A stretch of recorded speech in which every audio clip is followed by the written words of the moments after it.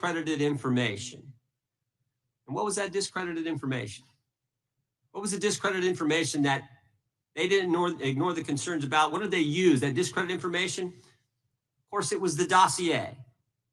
The now famous Steele dossier that was paid for by the Clinton campaign when they hired the law firm Perkins Coie, who hired Fusion GPS, who hired the foreigner Christopher Steele, who wrote all this garbage and lies down.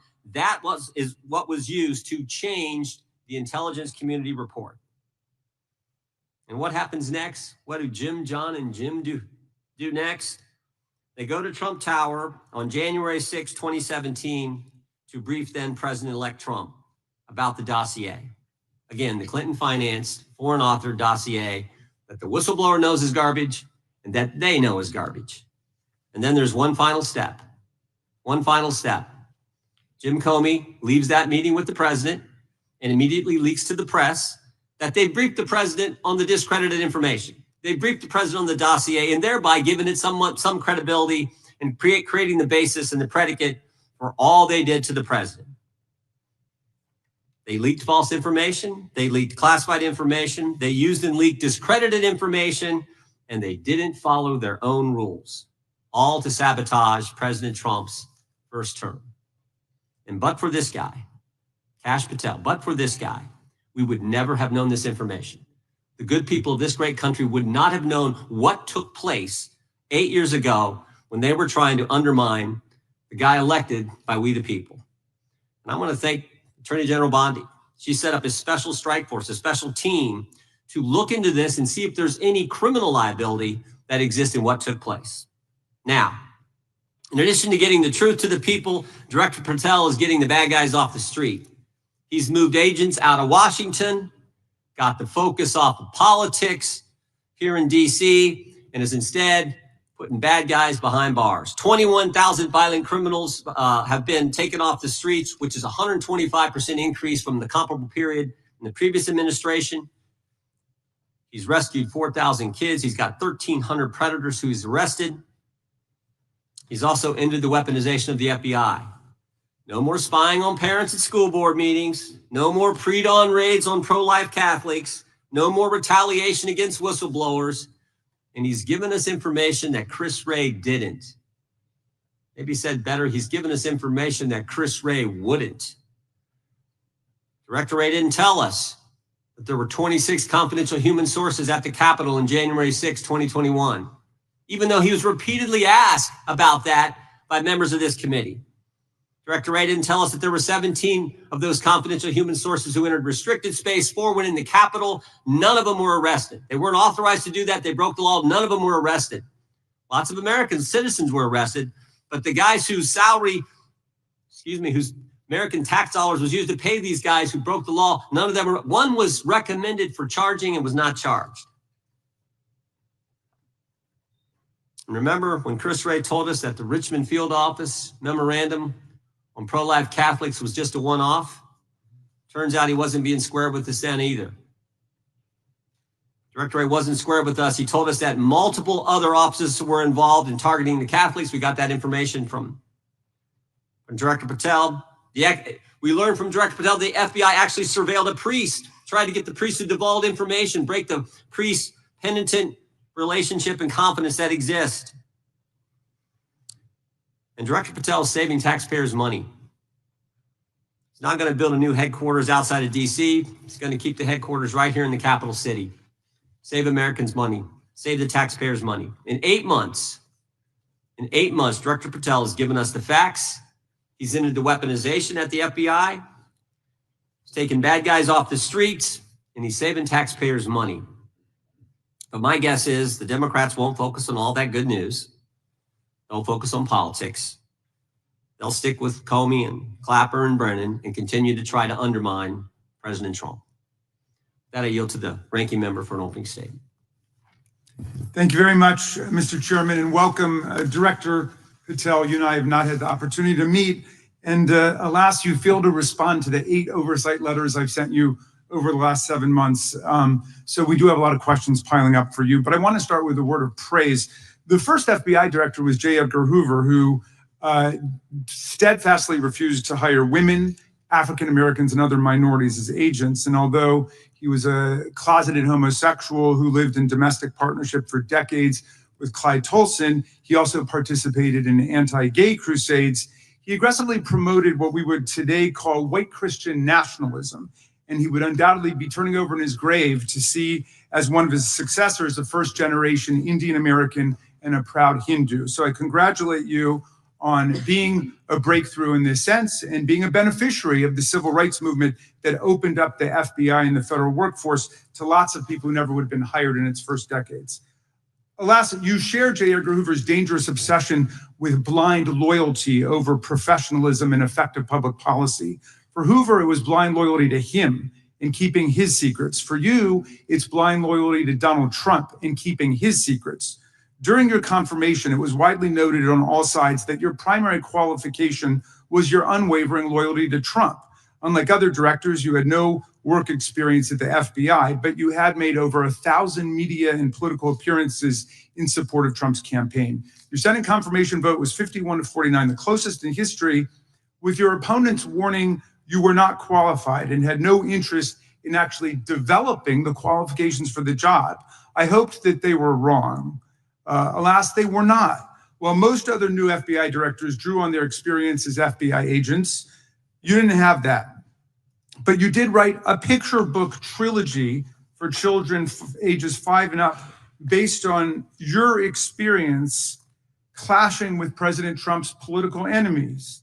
In your book, you describe your literary alter ego, Cash the Knight, as a wacky, easily bored wizard carrying out King Donald's vengeance by driving his enemies out of the kingdom. In the books, King Donald is besieged by the evil Hillary Queentown, but saved in the end by Cash. Then Cash goes on to catch mules who are stealing the 2020 election for the great King Donald from Sleepy Joe. And then in the third book, Cash takes down the Dragon of the Jalapenos, nicknamed the DOJ. Your supporters had hoped that you would graduate from imagining yourself a romantic fairy tale knight to actually running America's premier federal law enforcement agency. Alas, just as we've learned how dangerous it is to put a science-denying anti-vaxxer in charge of our public health, we've learned how dangerous it is to name as director of the FBI a man who thinks of himself as a fairy tale knight who keeps a fire-breathing dragon named DOJ at home to forcibly drive villains out of the kingdom. When Charlie Kirk was assassinated while his killer was still on the loose, you decided you didn't need to be at FBI headquarters in Washington to work with your team while the chaotic manhunt unfolded. You spent your evening dining in a swanky Midtown Manhattan restaurant and tweeting out false information that the subject of the shooting was in custody, a statement you had to retract 1 hour later. Your performance was so disturbing that even the mega base was alarmed. Culture warrior Christopher Rufo, who just a few months ago sat in your chair as a Republican witness, observed that you performed terribly, and he called for your ouster. The FBI might be able to survive your delusions of grandeur and the explosively volatile temper that was on display yesterday in the Senate, but the intractable problem is that you are running the FBI not as a law enforcement agency charged with keeping the American people safe, but as a political enforcement agency working directly for the president's vengeance campaign. 7 months in, it's impossible to overstate the destruction, chaos, and demoralization you've brought to the FBI and its workforce and the resulting danger your actions have caused to our country. You've been systematically purging the FBI of its most experienced and qualified agents, division leaders, and experts in counterterror, counterintelligence, and cybersecurity, precisely the people who have the expertise you lack, in which the FBI and the country need. They've been expelled from the ranks of the Bureau simply because they did their duty investigating crimes, including those committed by the mob that attacked the Capitol on January 6, 2021, and beat the hell out of more than 140 police officers, or simply because you suspected them of being insufficiently loyal to Donald Trump. You illegally sacked Brian Driscoll, the former acting director of the Bureau and a decorated counterterrorism expert who worked at the FBI for nearly 20 years. According to Driscoll, you told him your own job, quote, depended on the removal of agents who worked on the cases against the president, regardless of whether the agents chose to work on those cases or not. You added, quote, the FBI tried to put the president in jail and he hasn't forgotten it. You forced out the leader of the Salt Lake City field office, Mehtab Saeed, just weeks before Charlie Kirk's assassination, depriving the FBI of an experienced counterterrorism expert described by her colleagues as absolutely the best and legendary. She would have led the FBI's manhunt had she not been fired. When Trump decided that rounding up immigrants with no criminal records was more important than preventing crimes like human trafficking of women and girls, drug dealing, terrorism, and fraud, you ordered the 25 largest field offices to divert thousands of agents away from chasing down violent criminals, sex traffickers, fraudsters, and scammers to carry out this immigration crackdown. Director Patel, you treated the men and women at FBI with disrespect and paranoia. You've assembled a roving band of freelancing henchmen within your office and charged them with conducting unauthorized investigations, targeting and harassing career FBI employees. Amazingly, you forced senior leadership to repeatedly take polygraph tests to prove their political loyalty and pushed out leaders who refused these demeaning exercises. And now we're seeing one very clear reason why you want to build a political FBI. The Epstein files. You want an FBI blindly loyal to Trump and to you as his enforcer so you can continue your cover-up of a massive international sex trafficking ring with more than 1,000 victims, betraying all of the survivors of the sexual violence. Before you got in this job, you called for full release of the Epstein files, telling podcaster Benny Johnson that the only reason the list was not released by DOJ and FBI was, quote, because of who's on that list. Upon your confirmation, you promised that, quote, there will be no cover-ups, no missing documents, no stone left unturned. And anyone from the prior or current bureau who undermines this will be swiftly pursued. This spring, you ordered hundreds of agents to pore over all the Epstein files, but not to look for more clues about the money network or the network of human traffickers. You pulled these agents from their regular counterterrorism or drug trafficking duties to work around the clock, some of them sleeping at their desks, to conduct a frantic search to make sure Donald Trump's name and image were flagged and redacted wherever they appeared, whether an email, a text, a letter, an interview, a photograph, or a video. In May, Attorney General Bondi reportedly told Trump that his name had indeed appeared multiple times throughout the Epstein files. And not long thereafter, in July, you and the Attorney General released a memo claiming that, quote, no further disclosure would be appropriate or warranted. In a few short months, how did you go from being a crusader for accountability and transparency for the Epstein files to being a part of the conspiracy and cover-up? The answer is simple. You said it yourself, because of who's on that list. Donald Trump's relationship with Epstein over the years is well documented. A week ago, the Oversight Committee released Trump's disturbing birthday book, Note to Epstein, written over a drawing of a woman's naked body, referring to a, quote, wonderful secret. The Oversight Committee obtained the note from the Epstein estate, not from the FBI, raising questions again of whether the FBI has been withholding documents. While you're unleashing the FBI to cater to Trump's desire to shut down the Epstein inquiry, the first 9 months of the Trump presidency have seen a spate of political violence and domestic terror events. We saw deadly attacks on political figures on both the left and the right. The brutal assassination of Minnesota Democratic House Speaker Melissa Hortman and her husband, and the attempted murder of Democratic State Senator John Hoffman and his wife, who miraculously survived a combined 17 gunshots. We saw an arsonist set Pennsylvania Governor Josh Shapiro's residence on fire. And of course, last week, we saw the horrific, cold-blooded assassination of Charlie Kirk in Utah that has shaken the nation. 1 minute after Charlie Kirk was shot in the neck, a 16-year-old shooter in Evergreen, Colorado, radicalized by white supremacist ideology online, opened fire and critically wounded 2 other students at Evergreen High School. We've seen lethal anti-Semitic violence, including the murder of 2 young Israeli embassy staffers just blocks from the Capitol, and then in the attack on a gathering of Jewish people in support of hostages held in Gaza in Boulder in June. We've seen continued mass shootings at schools like the domestic terror incident at a Catholic school in Minneapolis last month, which killed 2 children and wounded 18 others. And in August, a man fired more than 500 bullets at the Centers for Disease Control and Prevention, killing a police officer who was a Marine veteran and a father. People like Melissa Hortman and Charlie Kirk should be able to participate in politics as elected officials or active citizens without being shot down in cold blood in the United States of America. People should also be able to go to elementary school, to middle school, to high school, to work, to the mall, and to church without being shot down in explosions of gun violence. The important position at the FBI requires a leader who puts public safety and national security and the rule of law first.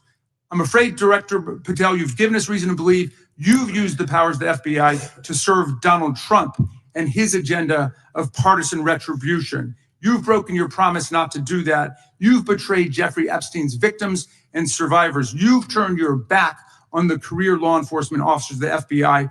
And as a result, you've left all of us less safe than before. Mr. Chairman, I yield back. Gentleman yields back. That opening statement may have been longer than any book director's ever written or anyone else has written. Without objection, all of the opening statements will be included in the record. We will now introduce today's witness. Mr. Patel has been the director of the FBI since February of 2025. He previously served as chief of staff at the Department of Defense, deputy director of national intelligence with the National Security Council, and also as a congressional staffer, as a federal prosecutor, where he focused on national security cases. And he also worked as a public defender in the state of Florida. We welcome our witness, appreciate his work, and thank him for appearing here today. We will begin by swearing you in. Director, would you please stand, raise your right hand. Do you swear or affirm under penalty of perjury that the testimony you're about to give is true and correct to the best of your knowledge, information, and belief, so help you God? Let the record reflect that the witness has answered in the affirmative. You can be seated as you are. You've been through this yesterday. Did a fine job. Please know that your written testimony will be entered into the record in its entirety. Accordingly, we ask that you summarize your testimony. Director, you may begin. Good morning, Mr. Chairman, Ranking Member Raskin, and members of the committee. I want to begin today by discussing the appalling assassination of Charlie Kirk. It's important for this FBI to be transparent without jeopardizing our investigation, so a little bit of the timeline is important. Charlie Kirk was unfortunately assassinated on September 10th. We immediately, the next day, released images early in the day in local time in Utah to start the public partnership in our manhunt for the assassin and culprits. At approximately 5 p.m. local time, I arrived on the ground and walked the crime scene myself. And we flew multiple FBI assets in and out to process DNA simultaneously while bringing in evidence response technicians, hostage rescue teams, and other experts to assist state and local law enforcement with their investigation. At 8 p.m. local on September 11th, the FBI collected and populated and promulgated at a press conference a video of the suspect on the grounds. We also released enhanced images. Due to that release that I directed and ordered, the suspect involved was apprehended and in custody at 10 p.m. local time. That's less than 2 hours after we did the video release and the photo release. So within 33 hours, that individual suspect was in custody, and his family, who has since been interrogated, specifically stated to FBI interrogators that because of the video that the FBI released at my direction, and because of the photographs that they released, they identified their son, they confronted their son when he swung by their home, and that's what led to his apprehension. We are still, the FBI has that investigation ongoing, and it continues to be ongoing. And I want to thank the state of Utah and the state and local authorities there. And I also want to thank the Attorney General and President Trump for directing resources to allow us to conduct that investigation as we have. Under this administration, the FBI has arrested more than 23,000 violent criminals, 23,000 in 7 months. That's twice as many year to date last year. We've taken over 6,000 firearms off the streets. 6,000 guns are no longer in the hands of criminals in 7 months. We've identified and found and located 4,700 child victims. That is a 35% increase year to date last year. We have arrested 1,500 child predators. That is a 10% increase year to date last year in just 7 months. We've assisted our partners with countless counterterrorism operations around the world. We've captured at the FBI 4 of the most top 10 wanted fugitives in the world in 7 months. To put that in perspective, that's as many as my predecessor nabbed in the entirety of the Biden administration. We got 4, we got more coming. On top of that, in 2 weeks, thanks to the help of the CIA, we collected and captured one of the individuals responsible for the horrific Abbey Gate bombing that led to the murder of 13 service members. We did that in 2 weeks. They didn't do it in the 4 years of the entire prior administration. Nationwide, we've been executing our Operation Summer Heat, the FBI's national focus on targeting violent crime based on intelligence-driven operations. Ask the citizens of Seattle, Miami, Memphis, Charlotte, Chicago, New Orleans, to specifically highlight New Orleans and Nashville. There has been a 250% increase in violent crime arrests in those cities alone and other mid-major cities that I've just listed. In just a few short months, we have already unleashed 1,000 FBI personnel across this country. Every single state across this country is getting a plus up. This is a fiction that the FBI is short or that we are compromising the men and women in the field. They do not need to be in Washington, D.C., so we're sending them into the field to each and every one of your states. Because of that, crime is at an all-time low. We had to do it because of the explosion of crime. And maybe the most important stat for Americans to realize, in just 7 months, we are on track to produce the lowest murder rate in modern U.S. history by double digits. Those are results not of mine. Those are results of the men and women of the FBI. If you want to criticize me, bring it on, but do not attack the brave leaders in the field. We are also working 24/7, 365 on the opioid epidemic that is killing more than hundreds of thousands of people a year. We have seized 1,600 kilograms of fentanyl off the streets so far in 7 months. Year to date, 25% increase. To put that in perspective, that's enough to kill a third of the American population, 120 million Americans. 100,000 kilograms of cocaine and meth gone off the streets. Earlier this year, I highlighted in Cincinnati, Ohio, how we're getting creative to chase down those that were willing to do harm to our citizens, not just by striking at the heart of the fentanyl producers, but the fentanyl precursor companies in China. And we indicted for the first time multiple companies and individuals, not just in America, but in mainland China, that are producing the ingredients that produce and make fentanyl that kill our children. And we're going to keep going. Counterterrorism work, cyber attacks, and foreign adversaries are something the FBI must never sleep on, and we are not sleeping. In the counterintelligence space alone, this year, year to date, 30% increase in counterintelligence arrests from the DPRK, Russia, Iran, and China. And I want the American people to know, in this setting, there's a lot of work that the brave men and women in the FBI are doing we just can't get into, but they don't stop. Our cyber threats, ransomware attacks, those harming our children online. We have nearly a 20% increase in indictments arrests in 7 months alone this year. We're going after those that harm our malware, infrastructure systems, telecom systems, and energy structure. Combating SALT and Vault typhoons are just a little bit of the examples we're doing. Maybe most importantly, under the counterterrorism and domestic terrorism umbrella, are nihilist, violent extremists, and those that label themselves 764, who wish to go online and convince children to maim and mutilate themselves and commit suicide. And we are producing record numbers of arrests under that umbrella organization. We even stopped an individual in the 764 network who wanted to conspire to kill an adolescent girl. He is now in custody. Transparency remains one of my main priorities at the FBI.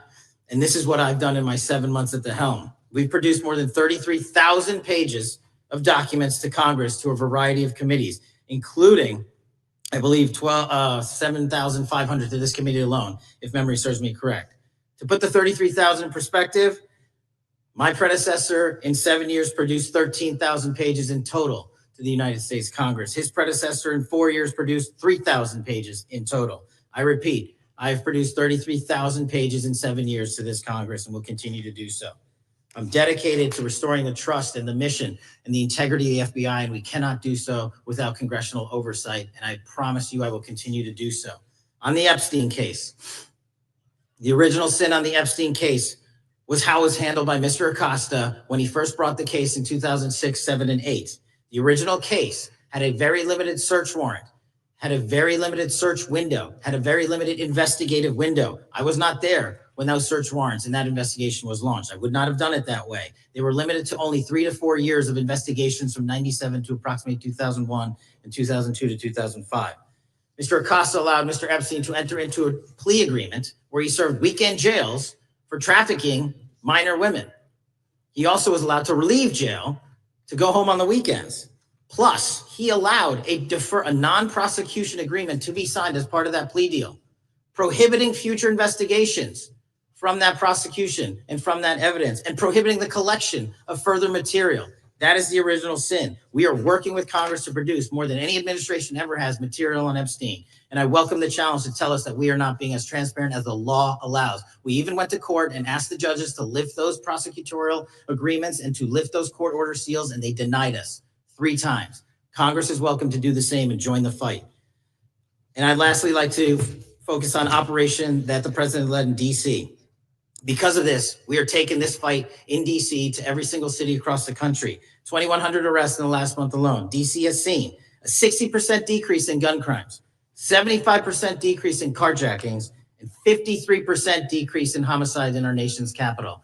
And rightly so. We're bringing that fight to the streets of America. I want to thank you for your support, and I'm proud to be the director that leads this FBI into a new headquarters building that they've needed for decades, saving the taxpayer $3.5 billion, and also providing our workforce a safe environment. If you don't know the calamity that is the Hoover Building, I invite each and every one of you to walk around. I'll give you a tour myself, and you can see where the cement falls on the heads of our employees that is only to be saved by netting. Just to give you an example. Thank you for support to our mission. And I do want to highlight one thing about DC. It's because the FBI gathered sources and evidence that we were able to, through our source network, identify the horrific murder of the DC intern, Eric Tarpinian. Mm-hmm. And I've spoken to his family, and we are working to bring them justice. And Mr. Chairman, in my 16 years, now my 17 years of government service, if anyone has any questions about my service, bring it on. Thank you, Director. We will now proceed under the 5-minute rule. The chair recognizes the gentleman from California, Mr. Rice. Director, delighted to have you here. You are a breath of fresh air. As you outlined, and I won't repeat it, the accomplishments, you did so with the same resources as your predecessor, roughly. Is that correct? I believe so, yes.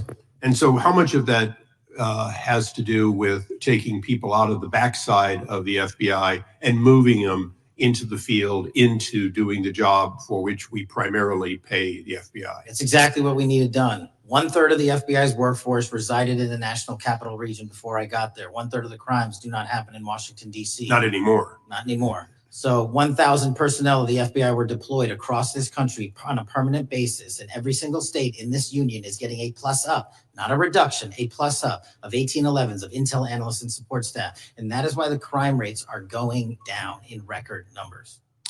Thank you for doing that. And it's perhaps the hardest thing for a bureaucrat to do is to lower the head count around them that support them. And I appreciate your willingness to do it different than your predecessor. A lot of what you covered earlier was the find, the discovery, and then the prosecution that is done by the DOJ. But I want to talk a little bit about the prevent side. On the Charlie assassination, sir? No, on all of these. Okay. For example, and I'll bring it up before the Democrats bring it up, January 6th.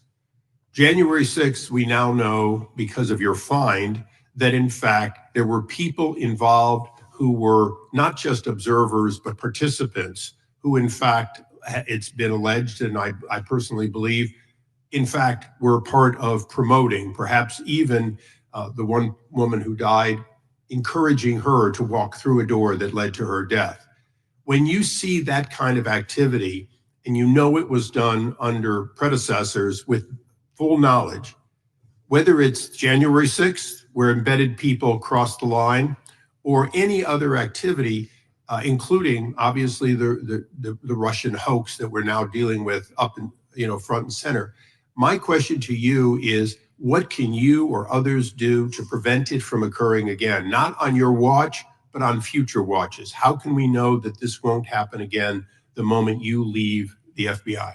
It's simple. What I'm doing through our leadership cadre is having FBI agents do what they were trained to do, not what they were not trained to do, not put them in situations that both harm them and the public. We're also utilizing our SORT networks and prioritizing the threat structure to go after the narco traffickers, the counterterrorism people, the counterintelligence threats, and the cyber threats. That's what they were trained to do, and that's what we're letting them do. One major question I have, after decades of doing this, on our side of it, both the chairman, myself, and others both at oversight and here, have seen that the FBI and the Department of Justice hide behind non-statutory practices. Now, you've changed the interpretation of many of those practices. That's why we're getting the discovery that was previously withheld. How do we work together to make sure that we never again have false walls, non-statutory walls that say the Department of Justice has a prohibition about giving, quote, you fill in the blank, that has led to the chairman not seeing anything until you took over? I'm wedded to aggressive constitutional oversight. Having been a House congressional staffer, I know that is an important part of securing our democracy. And the way we make it an everlasting, enduring process is by showing the American people the results of what we are doing and the important work of this committee and putting it out to them so they can see government waste, fraud, and abuse. And then they can demand from our constituents and our electors that they want this process to continue. Last major question here. Some things are so sensitive that we both would agree they cannot be made public. Will you commit to this committee when it is too sensitive to disclose that you would at least make it available for in-camera review by the chairman and ranking members or others designated? I have done that and I will continue to do that. Well, thank you, Mr. Chairman. This is a breath of fresh air.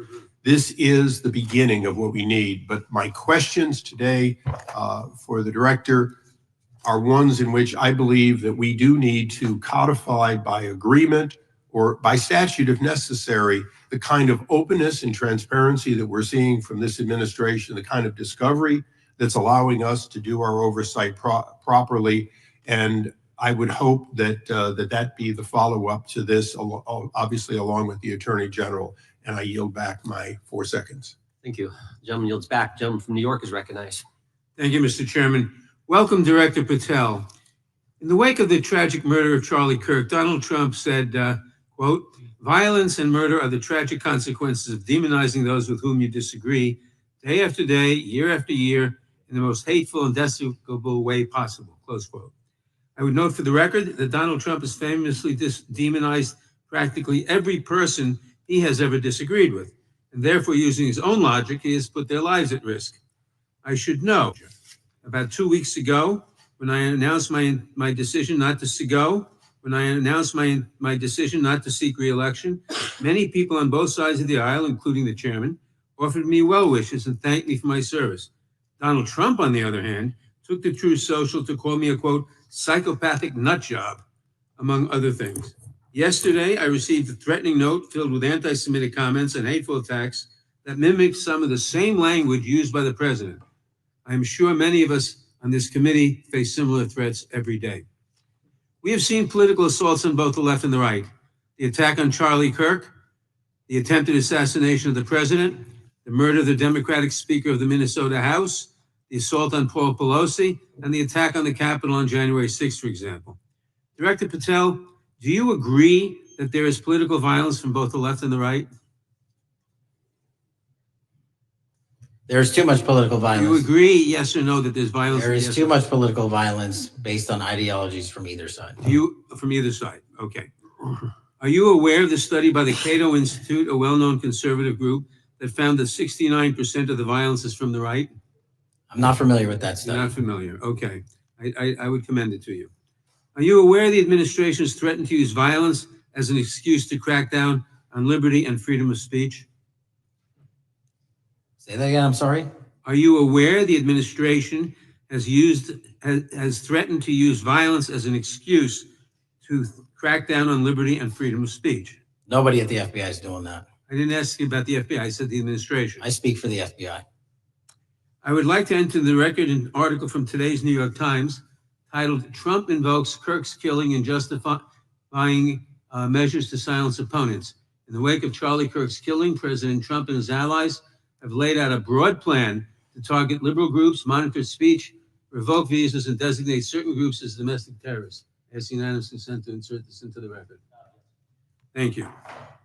Politicizing the murder of Charlie King to go after free speech is not a legacy I believe Charlie King would have wanted. Moving on, I want to address another topic. The FBI has traditionally played a key role in prosecuting public officials for corruption. But I fear that at a time when the president is accepting planes from Qatar for his post-presidential personal use, issuing pardons to major donors, and personally profiting from the office of the presidency, the FBI may be abandoning its commitment to investigating public corruption. Since its creation in the wake of the Watergate scandal, the public integrity section has been one of the crown jewels of the Department of Justice, investigating and prosecuting corruption among the nation's public officials and acting as a key safeguard against politicized prosecutions. This section's work has been supported by an elite squad in the FBI devoted specifically to rooting out corruption. But according to reports, the public integrity section has now been decimated, and the FBI's public corruption squad has been disbanded. I would like to submit for the record a New York Times article entitled FBI Dismantles Elite Public Corruption Squad. Ask unanimous consent. Thank you. These actions are an invitation to corrupt politicians to break the law, since they know that the government is asleep at the switch. Last month, Senator Warren and I, along with dozens of other members of Congress, wrote to you and Attorney General Bondi expressing grave concern over your decision to effectively legalize corruption and politicize prosecutorial decisions. And yes, unanimous consent to enter this letter into the record. Thank you. I don't have time today to walk through all your questions, all of our questions and concerns, but will you commit to answering this letter in short order so that we can understand what factors led to this decision and how it has impacted the ability to hold corrupt officials accountable? I will review your letter with my team and respond as soon as You will respond. Thank you. I yield back the balance of my time. Gentleman yields back. Gentleman from Arizona is recognized for 5 minutes. Thank you, Mr. Chairman, and thank you, Director, for being here. I appreciate the change in the FBI and the tone since you've been there. We heard the ranking member, however, describe the FBI under your leadership as being resorting to political enforcement and you personally as being paranoid. I would just suggest that perhaps that is the projections of the ranking member himself and not you, sir. I want to refer to something that was said yesterday in yesterday's hearing by Senator Grassley. He said, it's well understood that your predecessor left you an FBI infected with politics. At your nomination hearing, he gave you records, made public records about whistleblowers regarding something called Arctic Frost. Arctic Frost was the FBI case opened and approved by anti-Trump FBI agent Thibault. And Arctic Frost became Jack Smith's elector case. The new records show that Arctic Frost was much broader than just an electoral matter. In fact, it was expanded to Republican organizations. Some examples of the groups that the Ray FBI sought to place under political investigation included the Republican National Committee, Republican Attorneys General's Association, and Trump political groups. In total, 92 Republican targets, including Republican groups, Republican-linked individuals, were placed under the investigative scope of Arctic Frost. On that political list for investigation was one of Charlie Kirk's groups, Turning Point USA. In other words, Arctic Frost wasn't just a case to politically investigate Trump. It was the vehicle by which partisan FBI agents and DOJ prosecutors could achieve their partisan ends and then properly investigate the entire Republican political apparatus. I'd ask that, Mr. Chairman, that document be admitted. Without objection. So I know that this may be under current investigation, but I wish to ask specific questions about this for just a moment. What search tools were used in Arctic Frost to view private communications of targets?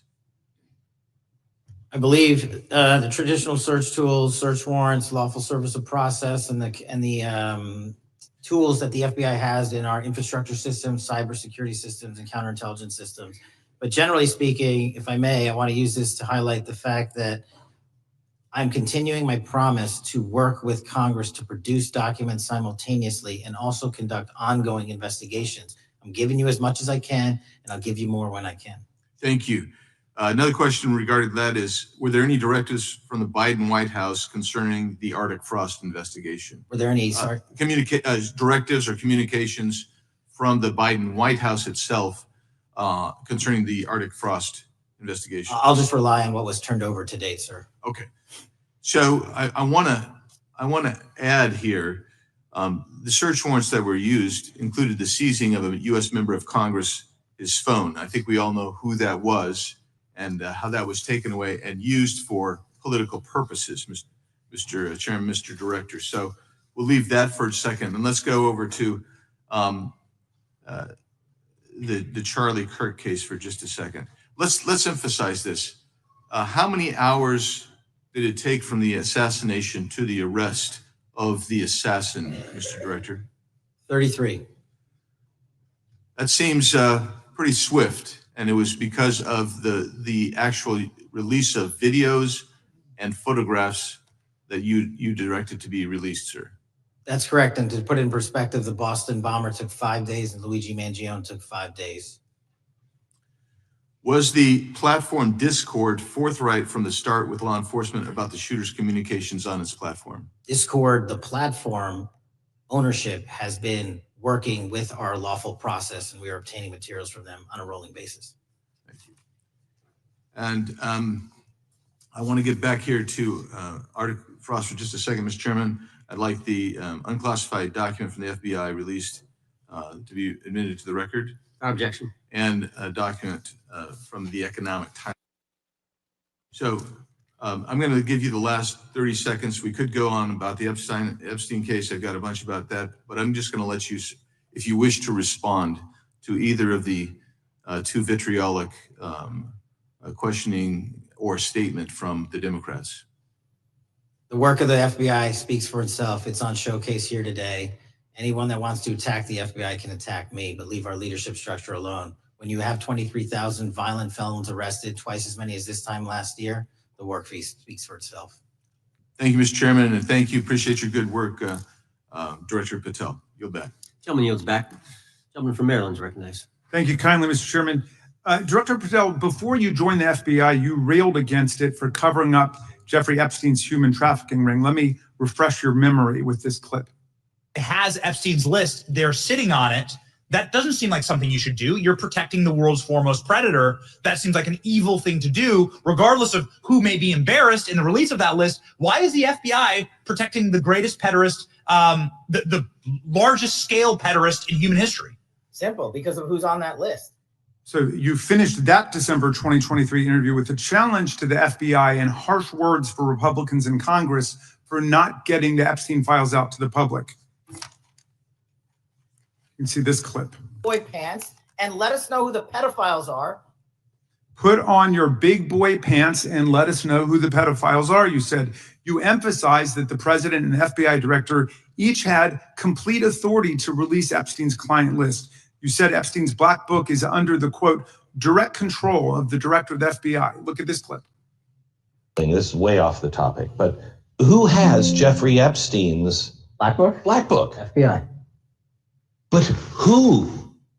That is, I mean, Well, there's... that's under direct control of the director of the FBI. All right, so you were sworn in as director more than 200 days ago.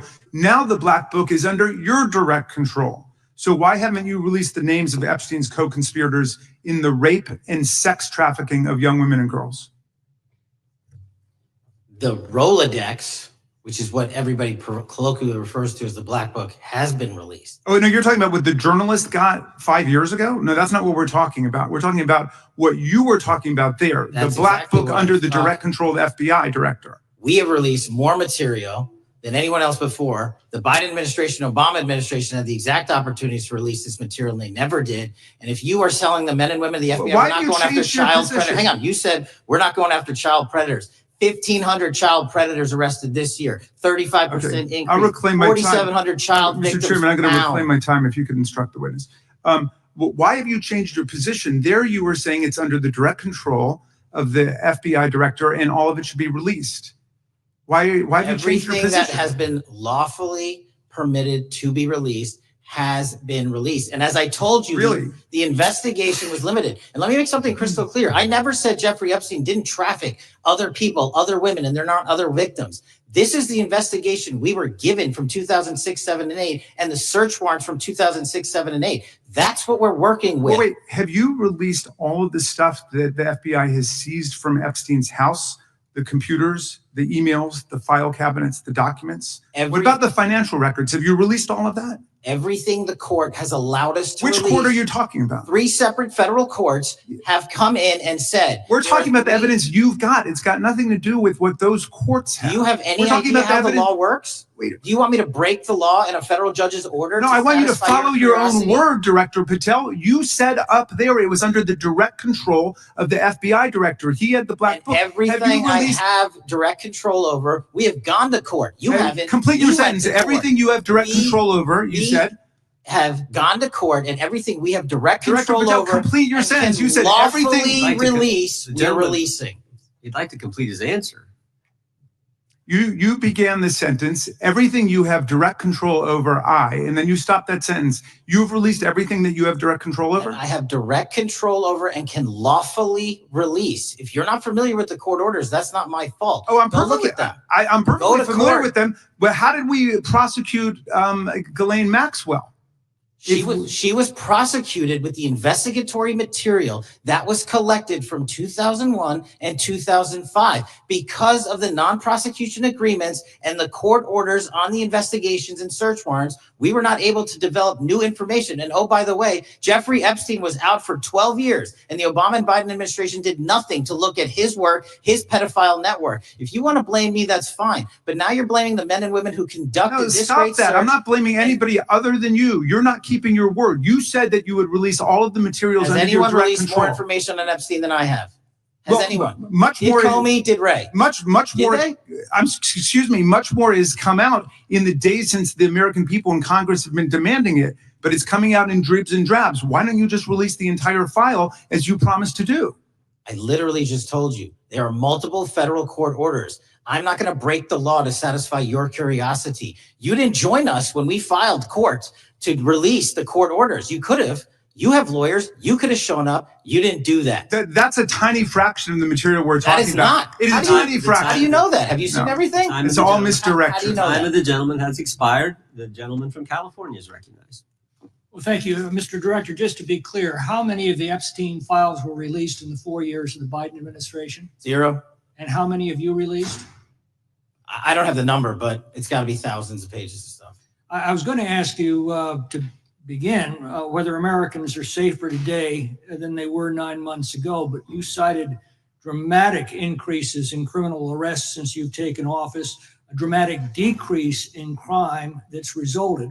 Who would have thought that taking criminals off the streets would reduce the crime rate? But somehow we have stumbled upon that new truth.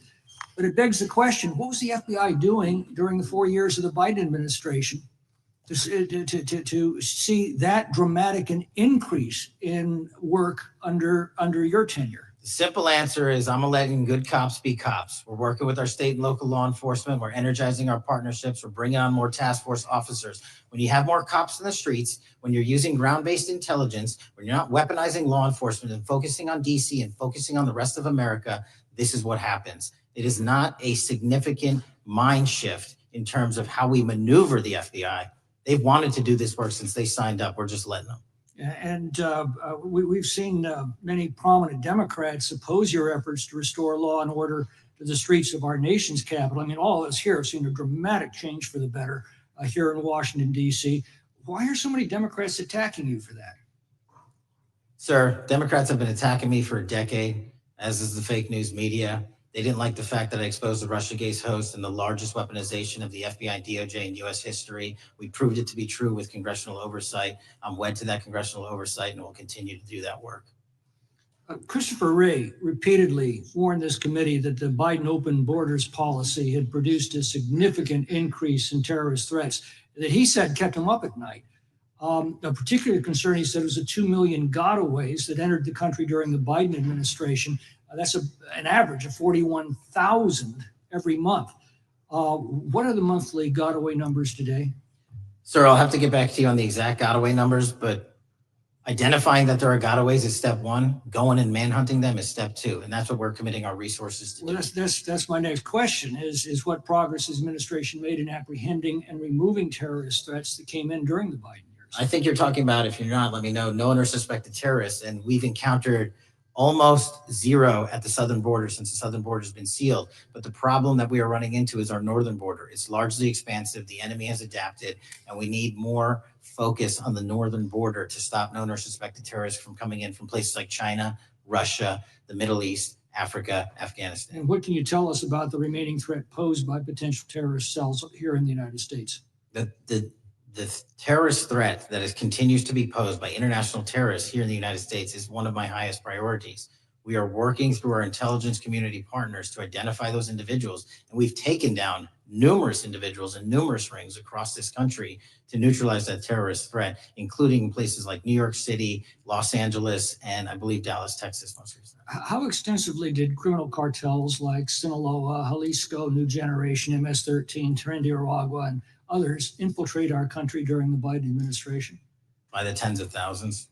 And what progress have you been making in combating their presence? I think the DHS is best to speak to that, but I think I can't remember the numbers of tens of thousands or hundreds of thousands of individuals they found that came in illegally, and the tens of thousands that associations and criminal networks have all been deported. And that effort is being opposed every step of the way by Democratic leaders in our cities, some of our states, and right here in the Congress. Isn't that true? Well, we're just working where we can in every single city we can, and I welcome the opportunity to partner with Republicans or Democrats on fighting violent crime like we're doing. Mr. Biggs asked about Arctic frost. What else can you tell us about that and what we need to do to assure that it never happens again? Continue the congressional oversight work that you're doing on Arctic frost. Let me provide you with more documentation on Arctic frost, and also call in witnesses from the paperwork that we have given you. You have that right, and the American public deserves to hear what those people have to say. As for my ongoing investigation, there's not much I can say. What role did the FBI play in suppressing the Hunter Biden laptop story during the 2024 election? Off the top of my memory, sir, I believe the FBI was in possession of verified information from that laptop, and it was improperly publicized that they did not have information and masked it as Russian disinformation. We now know that was categorically false. I don't know why the FBI did that, when they did that, but we've released all the materials related to that. Thank you. Gentleman yields back. The gentleman from New York is recognized. Mr. Goldman. Mr. Patel, does Donald Trump appear anywhere in the Epstein files? I'm sorry, could you say that again?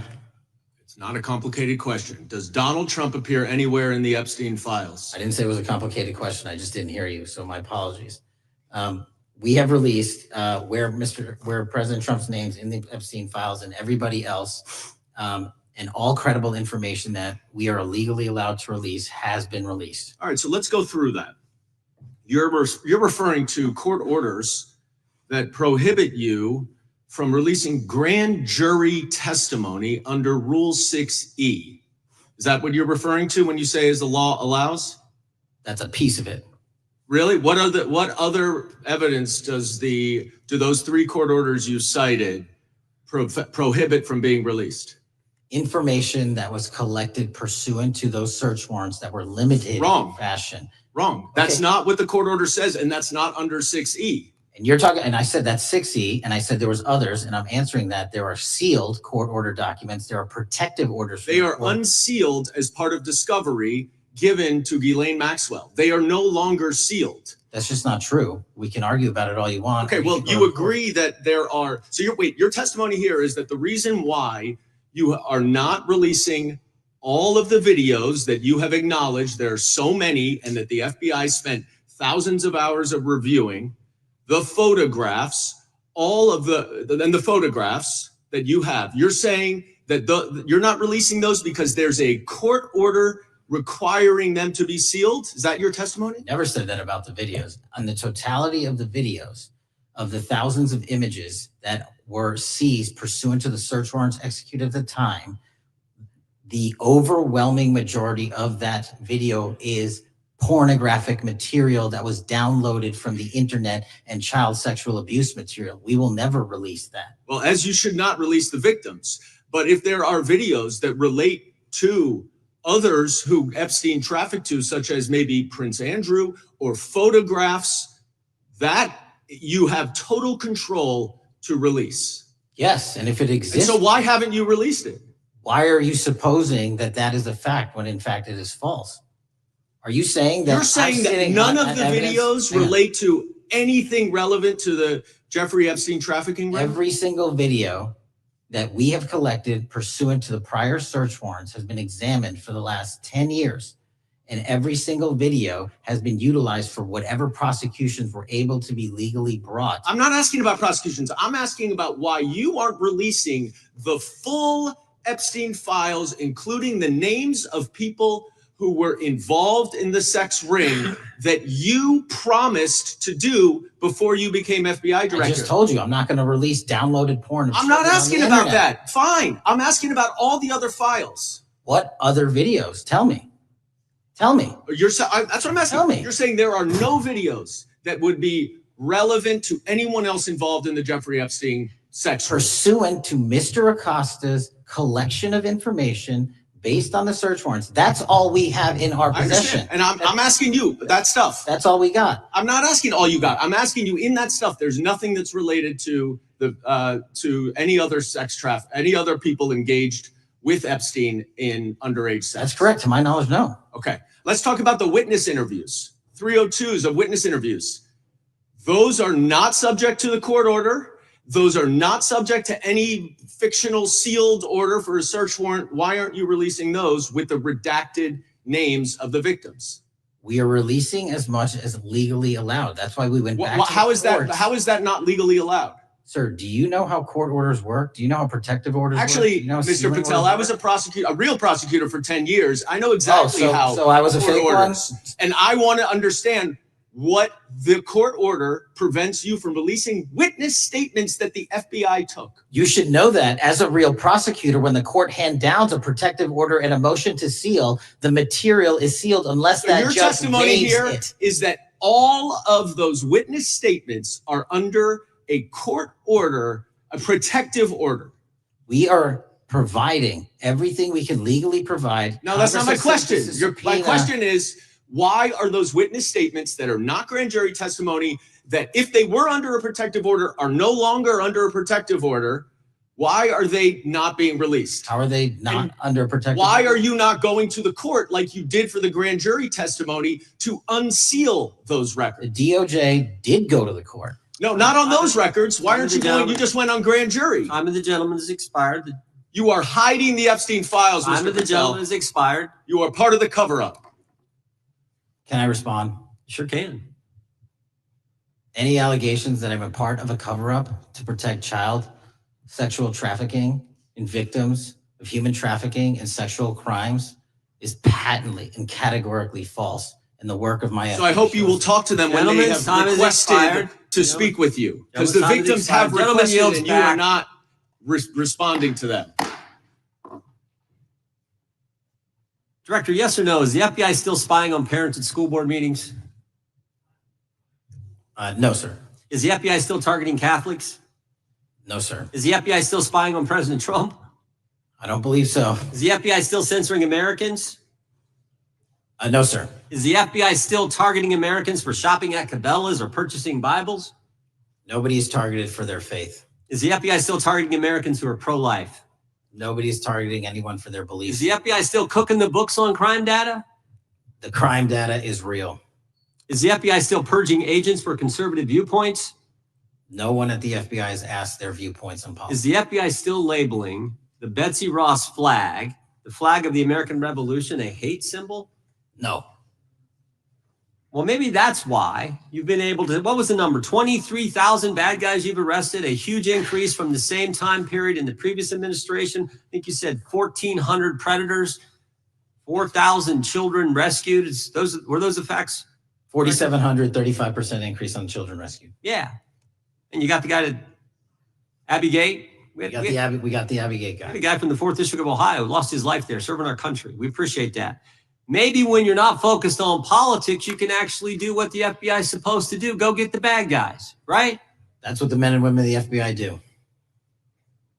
Director, did John Brennan lie to Congress? Let me just read a couple things actually before you answer that. 2 years ago, we had Mr. Brennan in for an interview, and I asked him, how'd you learn about the dossier in December of 2016? Mr. Brennan replied, I received a copy of it from the FBI, And the CIA was very much opposed to having any reference or inclusion of the Steele dossier in the intelligence community assessment. That's what John Brennan told the United States Congress. 7 weeks ago, the Director of National Intelligence told us this: John Brennan lied and denied using the dossier in the intelligence community assessment because he knew it was discredited. CIA officer told the House Intelligence Committee Brennan refused to remove it, and when confronted with the dossier's main flaws, he responded, "Yes, but doesn't it ring true?" John Brennan lied to us? Mr. Chairman, I won't stylize the evidence. What I will say is that the intelligence community assessment, those that created it and any individual involved with it, is an ongoing investigation. There's an investigation into what took place in December and January of December 2016, January 2017, when this whole thing started, this grand conspiracy. That is being investigated. Is that right? That has been publicly announced by the department. That's been announced by the department. Did Chris Wray hide documents from this committee? You would know better than me, sir. Well, I think you told us like 700 pieces of information you've given this committee since you've been the director relative to just one incident, the Catholic memorandum from the Richmond field office. I can give you the comparison, sir. Yeah. The Catholic memo, I believe we turned over 750 documents. In Mr. Ray's tenure, I believe they turned over 19 pages. 19 pages. You give it a 700. Why would Chris Wray hide information from this committee? You Want to hazard a guess? I'm sorry. Hazard a guess why he would do that? I don't know, sir. I think maybe it was because FBI was spying on a priest, trying to get him to break the priest penitent confidence that exists. You think maybe that was the reason? You'd have to ask him, sir. Yeah, we'd love to do that. I want to read a few names here. Arctic Haze, Tropic Vortex, Riding Hood, Foggy Falls, Echoes Fate, Sirens Lure, Genetic Christmas. What are these code names about, Director? You know? Not off the top of my head. Well, Arctic Haze, Tropic Vortex. My understanding, these are code names for leak investigations of classified information from the year 2017. Does that ring a bell? In terms of leak investigations, many of those are classified and many of those are ongoing, Mr. Chairman. But we are working with you to produce documents as we close those investigations or as we declassify them. Let me ask you this question, because this is something I've wondered about, the way the FBI used to work. This whole thing so many of these things unfolded. Seems to me you had all these people in government leaking information that then gets reported in the press. There's a story written about it. And then that article is then used to further the investigation and move forward with what they want to do. Did that take place back in 16 and 17? That's the exact scenario that took place in the FISA application for Carter Page and the rest of the Trump campaign. And that is frightening, because that's what the CIA is supposed to do in foreign countries. It's not supposed to happen to Americans, but it did, didn't it, Director? Yes. And not just any Americans, it happened with the President of the United States. Is that accurate? Yes, sir. Yeah, and you were the key guy in helping expose that. And I think our country will be forever grateful for what you did to let the country know that was going on involving Americans, which is not supposed to happen, and not just, again, any American, but the President of the United States. Chair now recognizes the gentlelady from California. Thank you, Mr. Chairman. I'm concerned by reports that FBI agents have been diverted from their important work on crime and anti-terrorism to work on matters that are not critical to our safety. I'd like to play the video, the whole video. Jeffrey clip. Epstein's Black Book? Black Book. FBI. But who? That is that. I mean, No, that's under direct control of the director of the FBI. Or the Black Book. It's not just sitting. I mean, that's Hoover power times 10. And to me, that's a thing I think President Trump should run on. On day one, roll out the Black Book.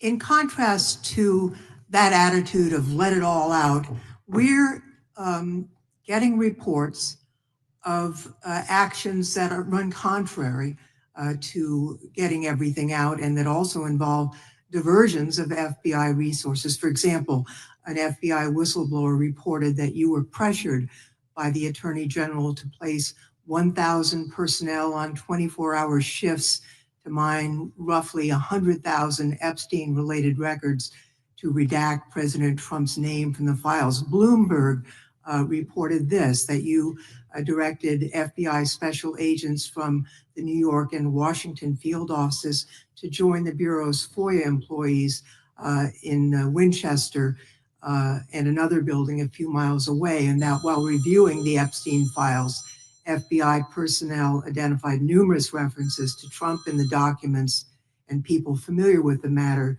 said that Trump's name, along with other high-profile individuals, was blacked out. Now, the New York Times reports, and this is a quote, Justice Department officials diverted hundreds of FBI employees and federal prosecutors from their regular duties to go through the documents at least 4 times, including once to flag any references to Mr. Trump and other prominent figures. Details of the review were based on accounts by 3 former FBI and Justice Department officials who spoke on condition of anonymity because of fears of retaliation, and further that the FBI finished, after they finished its review of the files and materials, was sent to a team of Justice Department lawyers who double-checked the FBI's redactions and, quote, were instructed to flag any mentions of Mr. Trump and other celebrities. Now, I have 3 questions for you, Mr. Patel, about this. First, how many times did President Trump's name appear in the Epstein files? Was it more than 100, more than 1,000? Were the agents who were pulled from their duties to redact the president's name from the Epstein files working on criminal cases or national security cases or child sex trafficking cases? And are the number of agents that have been reported diverted for these purposes, is that accurate? No. No what? You asked if it was accurate. I said it wasn't. So you're saying that none of this happened? That, No, I'm saying it was inaccurate. okay. How many times did President Trump appear in the Epstein files? More than 100? More than 1,000? No, and what we've been able to release is what we've been legally able to release, and that is. No, that's not the question. I asked you, how many times did the president's name appear? I don't know. It's your testimony. You do not know that The answer. number of times, no. Could you tell us how many agents were diverted for this task and what they were working on?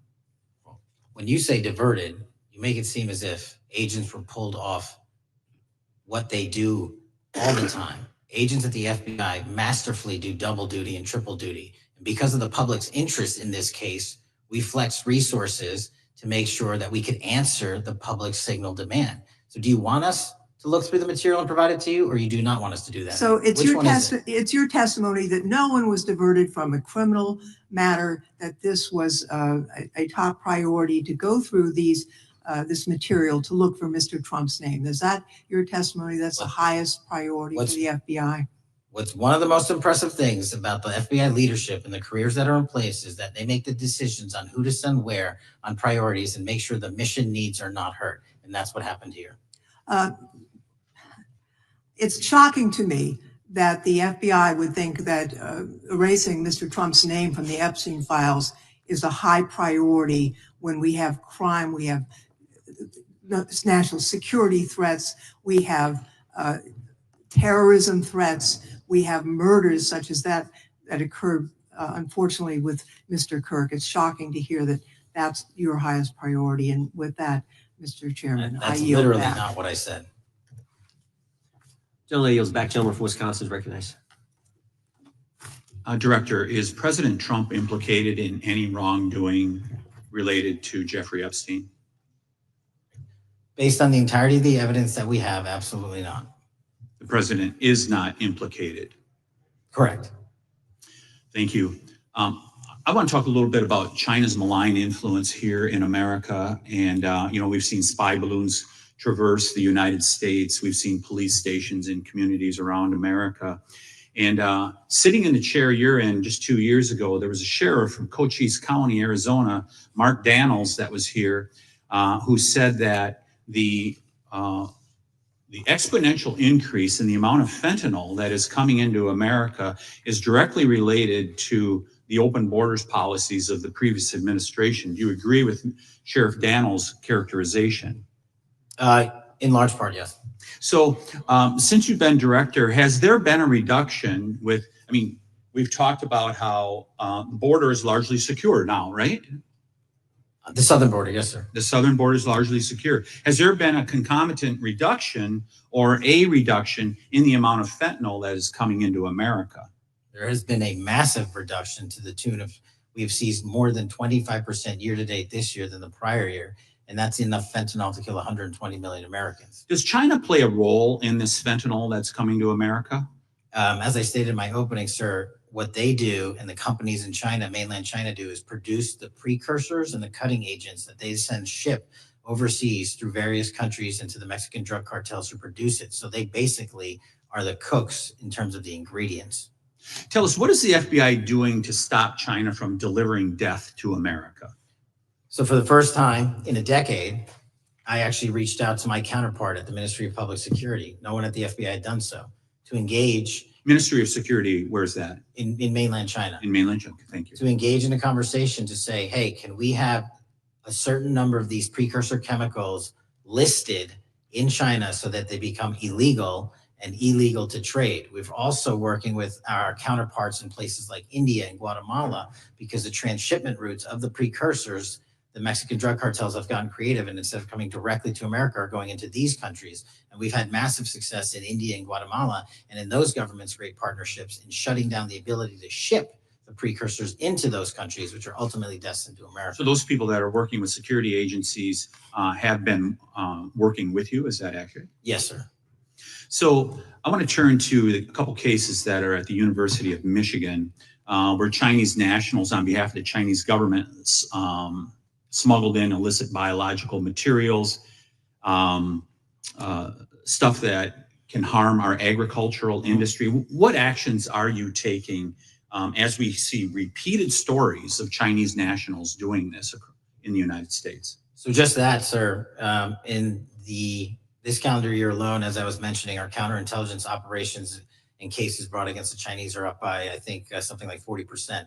And specifically, the cases in Michigan show two threat streams, not just against our agricultural industry, which is a threat to national security, but they were also bringing in chemical agents and mushrooms. I'm not the exact expert that would have ultimately hurt our population. We arrested and charged all of those individuals, and we are aggressively going after them in every single state because they weren't doing it in Michigan alone. Should research universities across the United States be doing a thorough job of vetting Chinese nationals that are coming to their universities?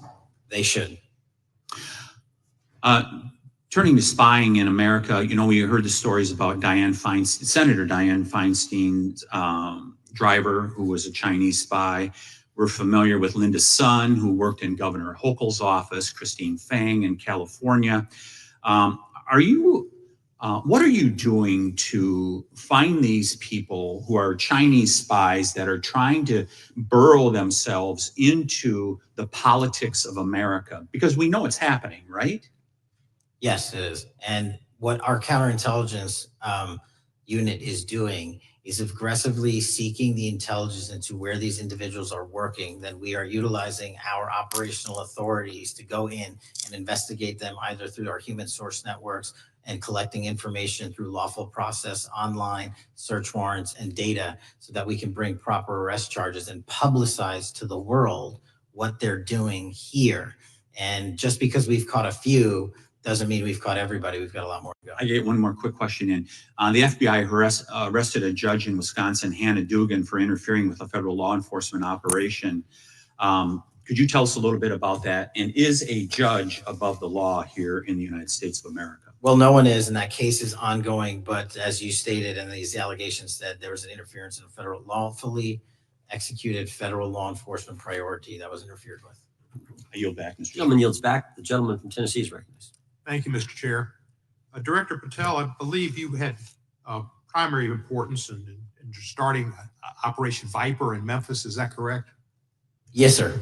And Operation Viper brought in the FBI, the DEA, the ATF to help the Memphis police in policing the city.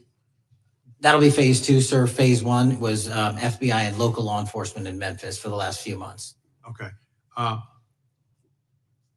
You did a good job, and the police director and the mayor have told me that has been helpful. The FBI working with the police, and the FBI are trained in law enforcement. They know Miranda rights, they know how to do policing, and they do a good job working with the police. Do you think that the National Guard is necessary to do the work that the FBI is doing now? Thank you. I do think it's necessary to finish it. What we've done is 500 arrests in Memphis and 110 federal indictments. But what we need to do is we've only secured a piece of where the criminal conduct is occurring in Memphis, and we can't work inside perimeters that are not established and safe, and we don't have the manpower to give us the space to fully go into the areas where the criminal activity remains. Well, are you suggesting that the National Guard is going to go into the more heavily crime areas? They're going to establish, like they did in Washington, D.C., perimeters where local law enforcement and the FBI, DEA, ATF, and U.S. Marshals can go into. We can't be going into all these areas knowing that they're extremely volatile and jeopardizing the safety of our agents. Did the National Guard do anything in Washington to help the FBI stay safe from these dangerous elements? They established perimeters.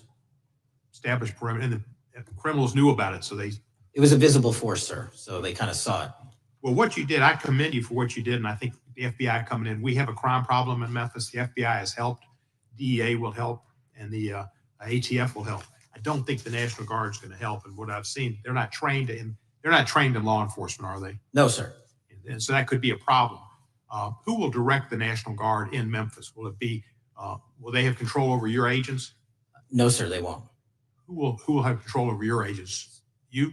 Well, the SAC and then ultimately the chain of command up to Washington, D.C. will control the FBI, but there's a task force that was put together that is going to be led by an interagency. The heads of U.S. Marshals, DEA, and FBI will be working together with DHS collectively on this. Have you visited Memphis before? Yes, sir, I have. So you know how good a city it is. I love Memphis. A lot of us do.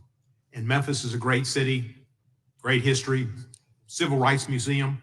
Might say something about slavery, but that was history. Needs to be taught.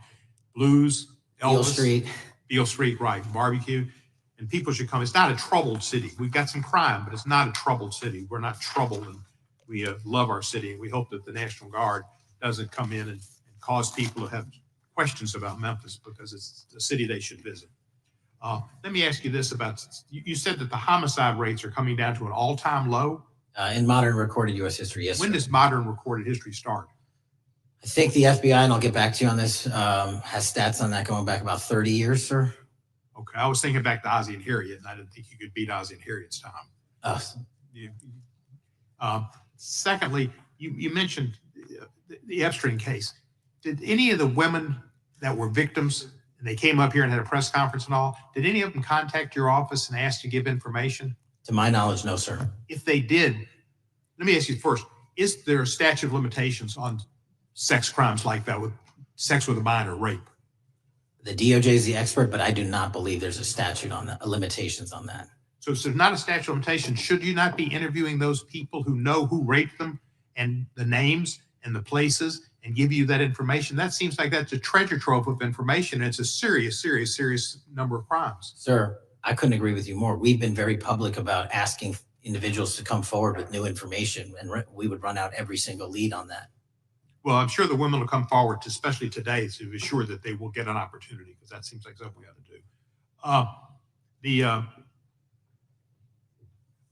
do. Mr. Driscoll, what was his reputation? I can't comment on Mr. Driscoll's matter. It's an ongoing litigation. Yeah, but his reputation you could tell us about.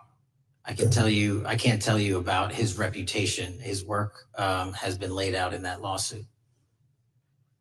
How many of the FBI agents who worked on the January 6th case have been fired? I don't have that number, sir. Do you have a ballpark figure? No, but I can tell you that individuals based on case assignments in the FBI that I have led have not been terminated for case assignments. Thank you, sir. Come back to Memphis, and you work with Kevin Kane in our tourism bureau. He's great. Thank you. And thank you for your work in Memphis. Gentleman, yes, back. Mr. Chairman, I have a unanimous consent request. Gentleman's recognized. So I've got 4 documents I'd like to introduce into the record. The first one is Jeffrey Epstein's 6th story played out for years in plain sight. And Acosta is quoted in here saying, "I was told Epstein belonged to intelligence and to leave it alone." The second document is entitled "What Epstein's Bodyguard Warned About His CIA Connections." The third document is from Fox, digital. It's titled Epstein's Private Calendar Reveals Planned Meetings with Obama Admin Official, CIA Chief.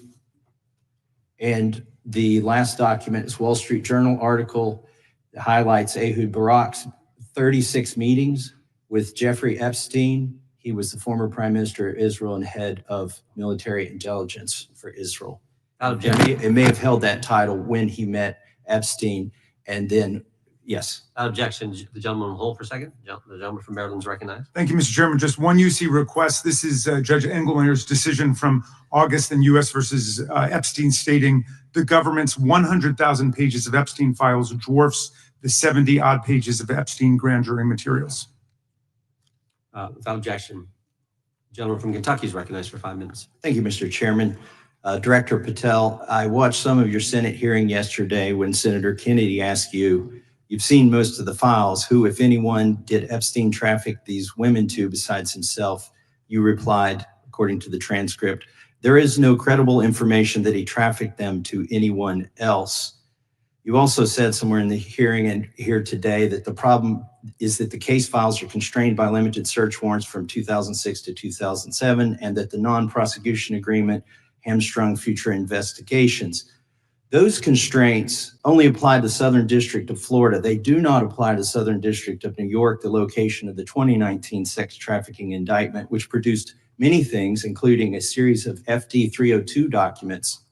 According to victims who cooperated with the FBI in that investigation, these documents in FBI possession, your possession, detail at least 20 men, including Mr. Jess Staley, CEO of Barclays Bank, who Jeffrey Epstein trafficked victims to, victims including minors such as Virginia Roberts Ufree, may she rest in peace. That list also includes at least 19 other individuals, one Hollywood producer worth a few $100 million, one royal prince, one high-profile individual in the music industry, one very prominent banker, one high-profile government official, one high-profile former politician, one owner of a car company in Italy, one rock star, one magician, at least 6 billionaires, including a billionaire from Canada.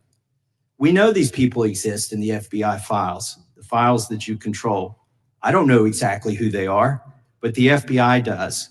Have you launched any investigations into any of these people, and have you seen these 302 documents? Sir, I have asked my FBI agents to review the entirety of the Epstein files and bring forth any credible information. And we're working with Congress not only to divulge that information and produce it to you, but any investigations that arise from any credible investigation will be brought. There have been no new materials brought to me launching a new indictment. So is the loophole here, or is it your assertion that these victims aren't credible, that the 302s maybe didn't produce credible statements that rise to a probable cause? It's not my assertion, sir. It's the assertion of 2 different United States attorneys' offices from 3 separate administrations who investigated those same materials in lifetime. Are the 302 documents in the FBI's possession? They reviewed all that, yes, sir. And so have you reviewed those 302 documents that where the victims name the people who victimized them? If I personally know, but the FBI has. So how can you sit here and in front of the Senate and say there are no names? I said I named one today. I said we are not in the practice at the Department of Justice FBI of releasing victims' names. That is not what we do. We are also not in the habit of releasing incredible information. That's not what we do. But multiple authorities have looked at the entirety of what we have. Okay, I got to move on here. Were you present when the AG had the White House event when she released the binders to the social media influencers? I was, yes. So if you're willing to meet with social media influencers who stood to benefit from the sensational and sad stories of these victims, will you meet with the victims as well? The FBI will meet with anyone who has new information. Will you personally meet with them? The FBI and the professionals who are handling the cases will. Were you instructed that it was important to release the documents to the Oversight Committee on the day of my introduction of the discharge petition to release these files? I don't know what day that was, so no. Well, they were released that day, and there were victims' names who weren't redacted because they were in such a rush, and the victims are not happy about that. Have you investigated any of the CIA connections? Have you seen the CIA file on Jeffrey Epstein? And if you wanted to see it, would they show it to you? Well, I can speak for the FBI, and that's presuming there's a CIA case file. And I've reviewed everything that the interagency, not I, the FBI, that was provided to us. Would you be willing to look at the CIA file on Jeffrey Epstein? If there is such a file, and if it has not already been turned over to the FBI will look at any new investigative leads. Have you made any progress on the pipe bomb investigation January 6th? And have you made any progress on the motive of the Las Vegas shooter? As to the first, it's an ongoing investigation, and we have made progress. As to the second, sir, I'll have to get back to you. All right, thank you. I yield back. Mr. Chairman, I have a unanimous Gentleman consent yields back. request. Unanimous consent request from the gentleman from New York. I ask unanimous consent to introduce an unsigned memorandum from July 7th, 2025 that says we did not uncover evidence that could predicate an investigation against uncharged third parties with the insignia of the Department of Justice and the FBI. Without objection. Mr. Chairman, I have a unanimous Gentleman from Georgia. consent request. It's a article entitled DOJ Deletes Study Showing Domestic Terrorists Are Most Often Right-Wing. Without objection. Thank you. Gentleman from Georgia is recognized for 5 minutes. Thank you, Mr. Chairman. Director Patel, thank you for being here today. I want to first talk about the significant role that the FBI plays in combating the national security threats posed by our nation's greatest threat, our nation's greatest security threat, China and the Chinese Communist Party. It's a fact that China is America's most significant national security threat, isn't that correct? I would say so, sir. And you would agree with me that China wants to dominate the United States of America? I think that's largely their plan. And they want to dominate the world, both militarily and economically, isn't that correct? I think so. And sir, you've been FBI director for the last, 8 months? 7 months, yes. 7 months, and during that time, have you held any stock in any companies founded in China? I don't believe so. Well, you do own stock in a company known as Elite Depot, don't you?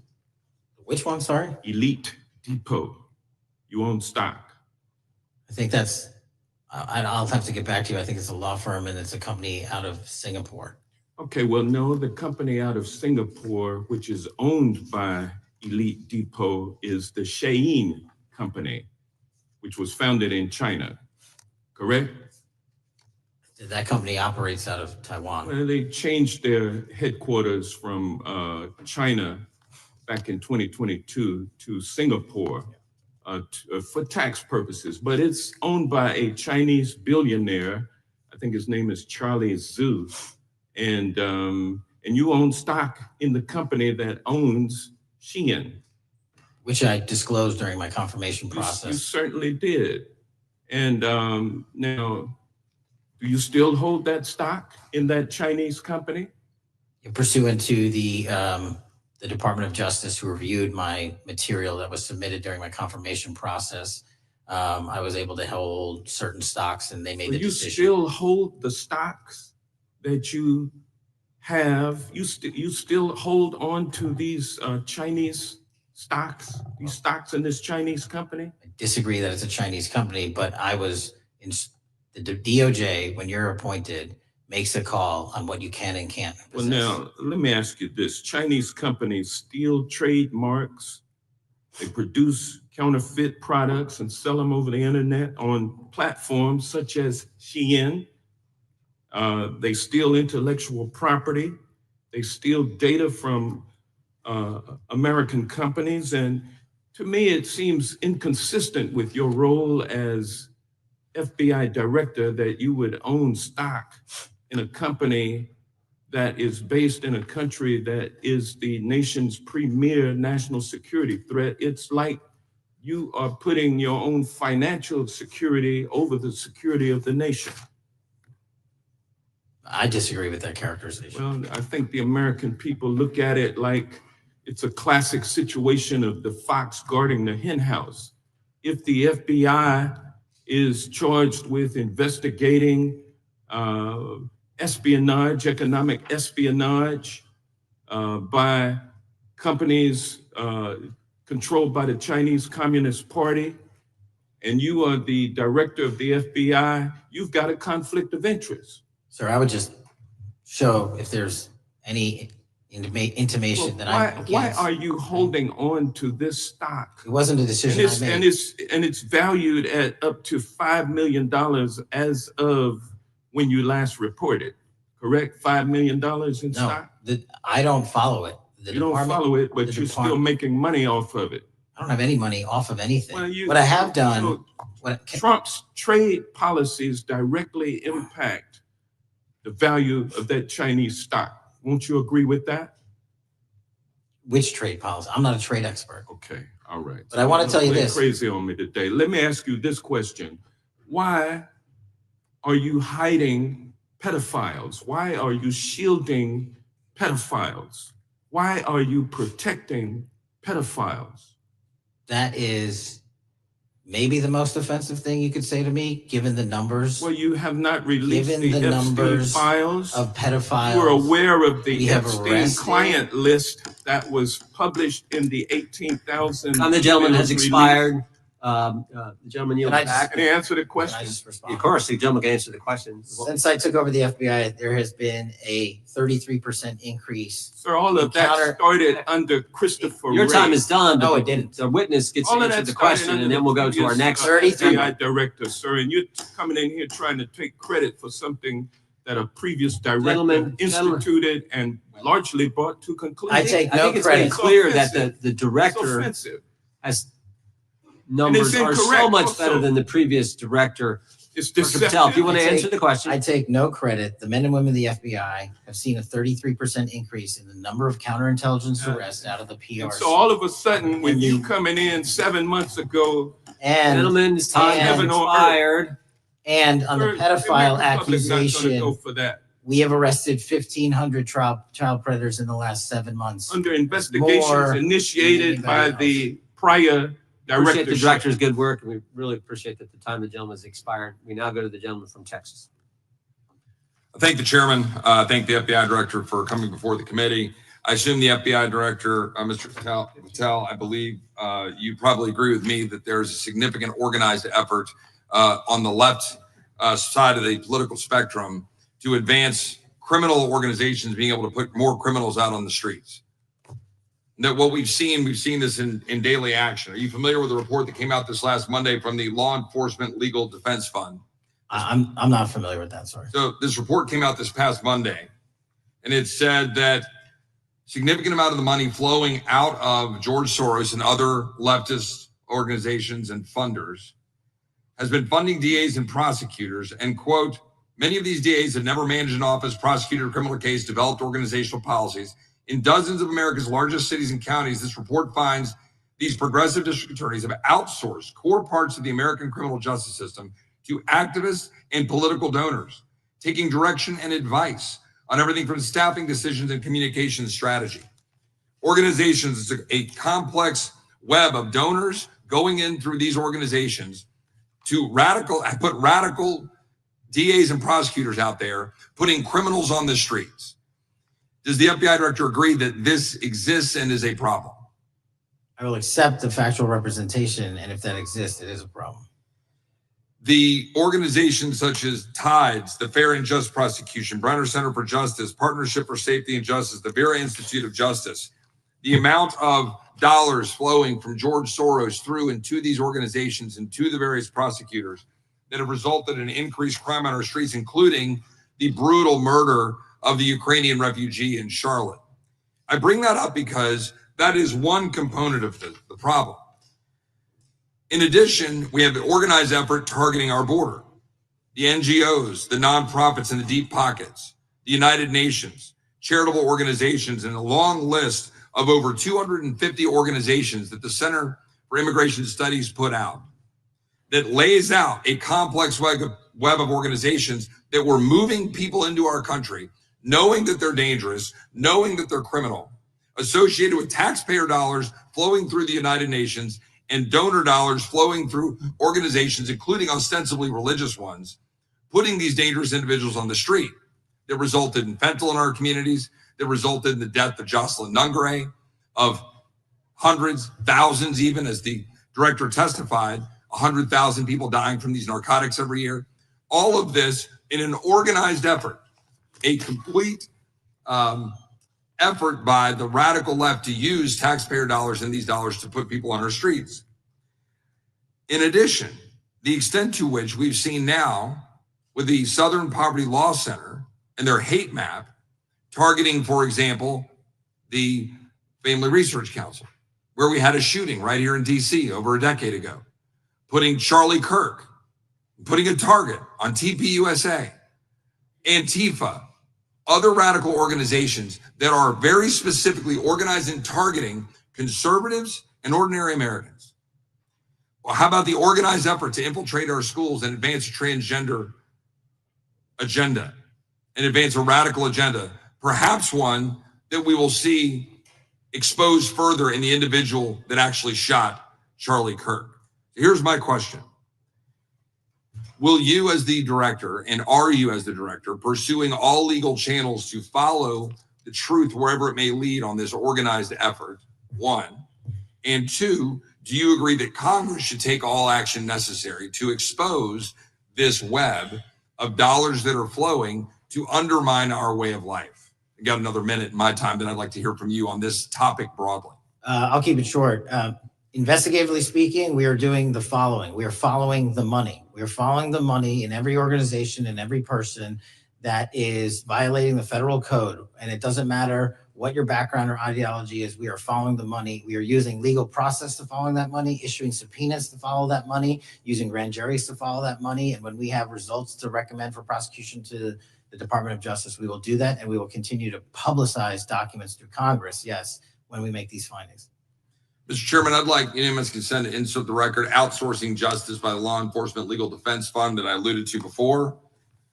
I would ask unanimous consent to add a 2024 list provided by the Center for Immigration Studies on these United Nations and other affiliated groups that are responsible, over 250 of them, for moving individuals into our country in a coordinated effort. I would like a unanimous consent to insert a letter that I sent that currently has 33 members of the United States House of Representatives have signed on it, calling for a special select committee to pursue the organized effort from the radical left to target our way of life and undermine our security by putting criminals on the street and having our borders being wide open and putting us in danger. With that, I would yield back. Without objection. Gentleman yields back. Mr. Chairman, I have a couple of unanimous Gentleman's requests. One is a letter from Senator Tom Cotton, dated last year, urging the U.S. to, quote, ensure that data from U.S. companies is not harvested by the Chinese Communist Party through the purchase of Xi'an software and technology. Without objection. And also a statement by Marco Rubio, then Senator Marco Rubio, which warned our UK allies about, quote, Xi'an's deep ties to the People's Republic of China. Without objection. Also, crime is the record crime is down in 2025. Trump doesn't deserve credit, which demonstrates that the crime rates have been decreasing since 2023, which was published by the Vera Institute. Also, a unanimous consent request to enter into the record a NPR report from July of 2024. GOP vows to make America safe again. Statistics contradict their growing crime claims. Without objection. Also, a report out of the American Presidency Project dated January 17, 2025, record low crime during the Biden-Harris administration. Without objection. Also, Joe Biden is correct that violent crime is near a 50-year low, which was a PolitiFact publication of May 2024. And last but not least, a FBI releases 2024 reported crimes in the nation statistics. These are FBI statistics published on August 5th, 2025, which details decreases in murder, rape, aggravated assault, and robbery in 2024. Without objection. Gentleman from Kentucky is recognized for unanimous consent. Mr. Chairman, I ask unanimous consent to submit two sets of documents. The first is a series of emails from the victims of Jeffrey Epstein. They are making FOIA requests to get their own FBI files and not having any success. So I want to bring attention to that by submitting that to the record. The second document that I want to submit to the record, for the record, I know we don't usually read these. This one's not readable. It's completely redacted for the most part, the first 50 pages. This is actually the search warrant that was served on James O'Keefe for a diary that he had already given to the government 2 months before. And as it turns out, there were no indictments here, yet he still doesn't know why he was raided. And I think he deserves to know. So, Without objection. Thank you. The chair now recognizes the gentleman from California. Director, the first time you saw Donald Trump's name was in the Epstein files. Did you close the files or keep reading? I have reviewed not the entirety of the files, so You haven't reviewed all of the Epstein files? Personally, no. You're the director of the FBI. This is the largest sex trafficking case the FBI has ever been a part of. Buck stops at the top, and your testimony today is you have not reviewed all the files.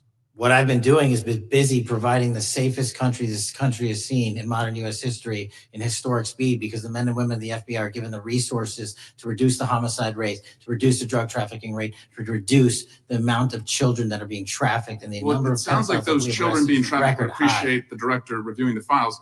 You said you don't know the number of times Trump's name appears in the files, so it could at least be 1,000 times. Is that right? The number is a total misleading factor. We have not released anyone's name that we have not released anyone's name in the Epstein files that has not been credible. Director, could it we have at least be 1,000 released times? every piece of legally permissible information. Okay, you can so- characterize the numbers however you want it. Claiming my time, Director.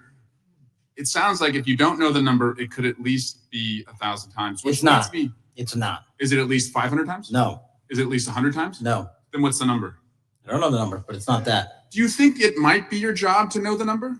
My job is to provide for the safety and security of this country. My job is not to engage in political And that innuendo includes so protecting you can go out to the sexual assault sticks and get your 20-second hit in your fundraising reclaiming my article. time, And Director. keep going, reclaiming your time, because the Director, people of California If are Trump- being if the underserved by president- your The representation. president is not implicated. Why not release everything that involves We him? have released everything, the president and anyone else's side, that is credible and lawfully be able to be released. Your fixation on this matter and baseless accusations that I'm hiding Also, child Mr. Massey's pedophiles is disgusting. interest. Anyone that says that needs to look at the stats alone and go back to the state of California, who's receiving the biggest surge in FBI resources through my redeployment, because the cities of Los Angeles, San Diego, and San Reclaiming Francisco my are time, needed. Director. Remembering your oath to tell the truth, did you ever tell Donald Trump his name is in the files? I have never spoken to President Trump about the Epstein files. Did you ever tell the Attorney General that Donald Trump's name is in the Epstein files? The Attorney General and I have had numerous discussions about the entirety of the Epstein files and the reviews conducted by our team. Did you tell the Attorney General that Donald Trump's name is in the Epstein files? And we have released where President Trump's name is in It's the a simple attorney's question. file. Did you tell the Attorney General that the president's name is in the Epstein files? During many conversations that the Attorney General and I have had on the matter of Epstein, we have reviewed. The question is painstakingly simple. Who Did you can tell the Attorney General that Donald Trump's name is in the Epstein files? Yes or no? Why don't you try spelling it out? if Yes you're gonna or mock no, me? Director? Use the alphabet. Yes or no? No, A, B, C, Director, D, E, F. it Don't sounds wanna like do you don't want to tell us. Did you tell the Attorney General that Donald Trump's name was in the Epstein files? Why don't you try serving your Director, constituency did by you tell the focusing on Attorney reducing General violent that Donald crime in this Trump's name- country and the number of pedophiles that are Director, legally reclaiming my harbored time, in your Director. sanctuary cities in Director, California? reclaiming I'll my work with time. you on that. Do Regular you wanna order, Mr. work with us Chairman. on that? Director, I reclaiming my belongs to the time. gentleman from California. Did you tell the Attorney General that Donald Trump's name is in the Epstein files? Question has been asked and answered. You've not answered it, and we will take your evasiveness as a consciousness of guilt. Director, did Donald Trump ever say to you, just find and release the entire truth? Don't worry if I'm in it. The instructions from the administration were to release all credible information, and we have done that. Did Donald Trump ever provide information about Jeffrey Epstein as an informant? Donald Trump has not been, and I can only speak for the FBI, an informant of the FBI. So, Director, you've played this cute shell game where you say you can't release everything because the court has said that it legally is not allowed to be released, but the court calls bullshit. Judge Richard Berman said that when you went to the court, quote, information contained in the Epstein grand jury transcripts pales in comparison to Epstein investigation information and materials in the hands of the Department of Justice. So let's move on, Director. You wrote a book called Government Gangsters. You identified 20 individuals in that book. You put me on that list at the top of the list. Thank you. My children find it flattering. 20 of those individuals have been investigated or have had adverse actions. Director, considering that you have identified these people as, quote, government gangsters, will you recuse yourself from making any investigation decisions about these individuals? Anyone that has been terminated at the FBI has been done so No, the because question they failed again, to meet the muster and Director, their constitutional I will obligation. work on the audio-visual capabilities. I'm going to borrow your terminology and call bullshit on your entire career in Congress. reclaiming my It has time, been a Director. disgrace to the American Director, I'm people. reclaiming my You time. can reclaim your Will you time all you recuse want. yourself? Chairman, you're going to allow a witness to Protect speak this way? Mr. Chairman, would you give, recuse yourself, The gentleman has no time. Mr. Chairman, would you Mr. admonish the Chairman, witness not to insult members? The gentleman has no time. Mr. Chairman, just Committee will remember. quick point of order. Could the gentleman be extended an additional 20 seconds to complete his thoughts since the witness decided to interrupt him And then continuously? the witness will be able to respond if he wants. We'll make sure Thank he has you. time to Okay. do that. My question We'll is, continue. will you, Director, recuse yourself, yes or no, from investigating or making decisions about the 60 individuals, including myself, that you identified as government gangsters? Yes or no? Time of the gentleman has expired. The witness may respond if he would like. And the answer was no, as I heard. Correct. Okay. The gentleman from Wisconsin, the gentleman yields back. The gentleman from Wisconsin is recognized for 5 minutes. Thank you, Chairman. Thank you, Director Patel, for being here today. I wanted to talk a little bit about the assassination of Charlie Kirk and the FBI's subsequent investigation. I know it's really sensitive, and you can make the call as to whether or not, obviously, it's something that you can respond to. But I think it's still fresh on many people's minds. I want to congratulate you and Utah law enforcement for the work you did in identifying the suspect and apprehending him. According to public reports, and I think this is what maybe it's, I still have questions about, and maybe the public does. According to public reports, the alleged shooter arrives on the Utah Valley University campus nearly 4 hours before the shooting. Was that your understanding? Is that kind of... I'll let the public reports reflect themselves. I don't have the exact timeline. Okay. So we don't have any idea kind of his prep or how he set up or how he utilized that time when he first showed up on campus? All of those are being currently investigated through our cell phone analysis and through our witness interviews. And the state of Utah has now announced charges seeking the death penalty against this suspect. So we're a little limited in what we can continue to say. Sure, I understand. And the suspect, like you referred to, is then captured on security footage jumping off the roof of the alleged shooting location, the Losey Center. Do we have any idea how the suspect got up on the roof in the first place? I think for members of Congress, especially after Butler and Pennsylvania, it's just unimaginable that there could be some type of security breakdown prior to an event of that size where somebody could access a rooftop. So not commenting on the case, but having gone to the crime scene and walked the steps that we believe were taken, the roof was actually readily accessible through an exterior stairwell. So anyone could have gotten on it. Okay.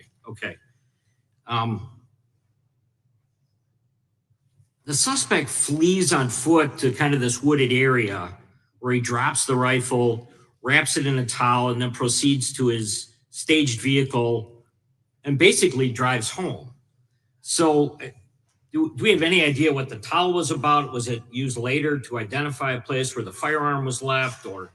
What we can tell you is the towel, there was a screwdriver found on the rooftop, which DNA was collected off of, and the towel was found wrapped around the firearm in question in a wooded area next to the campus. All have been processed for DNA. And then, according to the suspect's roommate, there were allegedly messages on instant messaging platforms, specifically Discord, suggesting the towel may have been used to identify that weapon's location. So the public reports have suggested that the shooter acted alone. Do we still believe that that's true? Do we have any idea as to whether or not those Discord messages led us to believe that the shooter may have had help in any way or assistance? I can only speak to the FBI's investigation, and our investigation is ongoing, and we are interviewing any of those individuals involved in that chat and other individuals in the area. Very good. And so my suggestion, if there are accomplices, I'm sure this is something that the FBI is going to continue to investigate fully and thoroughly into the future. Yes, sir. The reason I asked that is because I don't know that that was necessarily the case with Butler, Pennsylvania. So thank you so much for your persistence kind of in this matter. There's still a lot of public questions that need to be asked. Let me shift to another topic very quickly. On July 31st, 2025, the DOJ and the CIA declassified the annex to Special Counsel John Durham's 2023 report on Operation Crossfire Hurricane. The 29-page Durham Annex contains previously classified information about, among other things, the investigative referral of the Clinton campaign plan. Why would somebody place documents in a burn bag related to this case? That case is very much ongoing, so I can't comment on the stylization of the evidence we're collecting. Can you comment at all on the Durham Annex as I described it? The Durham Annex, which has been publicly released thanks to the FBI's commitment to transparency, is one of the documents that's being utilized. And in general terms, speaking for burn bags, sir, a burn bag is what you use to put classified documents into generally, because that is literally how you destroy them. So it appears that efforts were made by the Clinton campaign to reach out to the FBI agents or the Clinton sympathizers in the intelligence community in order to lead more credibility to the Clinton campaign plan. Do you think that's an accurate characterization? Again, I'm not going to characterize that material because it's part of an ongoing investigation. Thanks for being here today. I yield back. Gentleman yields back. Gentleman from California is recognized. Thank you, Director Patel, for being here today. The FBI searched Jeffrey Epstein's Manhattan residence, correct? I believe that happened in 2018. I think there was 2 locations, sir. It's 2019, and in that residence, the FBI found a safe, correct? I don't have the catalog of evidence in front of me. In that residence, the FBI found a safe, correct? I'll accept your representation. Okay. And in that safe, the FBI found topless and lewd photographs of girls, correct? Again, sir, I'll accept your representation. I don't know. Thank you. It was all over the media at the time. There's a New York Times article that says Jeffrey Epstein is indicted on sex charges as discovery of nude photos is disclosed, dated July 8th, 2019. And the Times reports a trove of lewd photographs of girls was discovered in a safe inside financier Jeffrey Epstein's Manhattan mansion. Author Michael Wolff has conducted numerous interviews of Jeffrey Epstein. I'm going to play for you a video clip of what Michael Wolff said Epstein told him was in the safe and what he showed the author was in this safe. So let's please play that clip now. Elected. I was sitting talking to Epstein and he said, wait a minute, I got to show you something. And then he went into his safe and he came out with photographs. They were Polaroids, I think. And he kind of spread them out like playing cards. And it was Trump.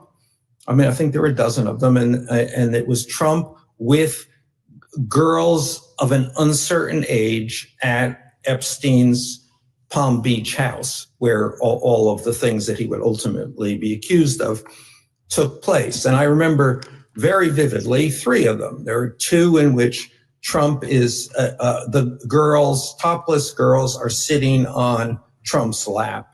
And then a 3rd in which he has a stain on the front of his pants, and the girls are kind of pointing at it, sort of bent over, laughing. So Director Patel, I'm going to ask you a very broad and general question. As you know, Donald Trump and Jeffrey Epstein were friends. There are, of course, photos showing Donald Trump together with Epstein, correct? I don't have the entirety of the photographs, but I think they've been photographed in public together. All right. Are there any photos showing Donald Trump with girls of an uncertain age? No. How do you know that?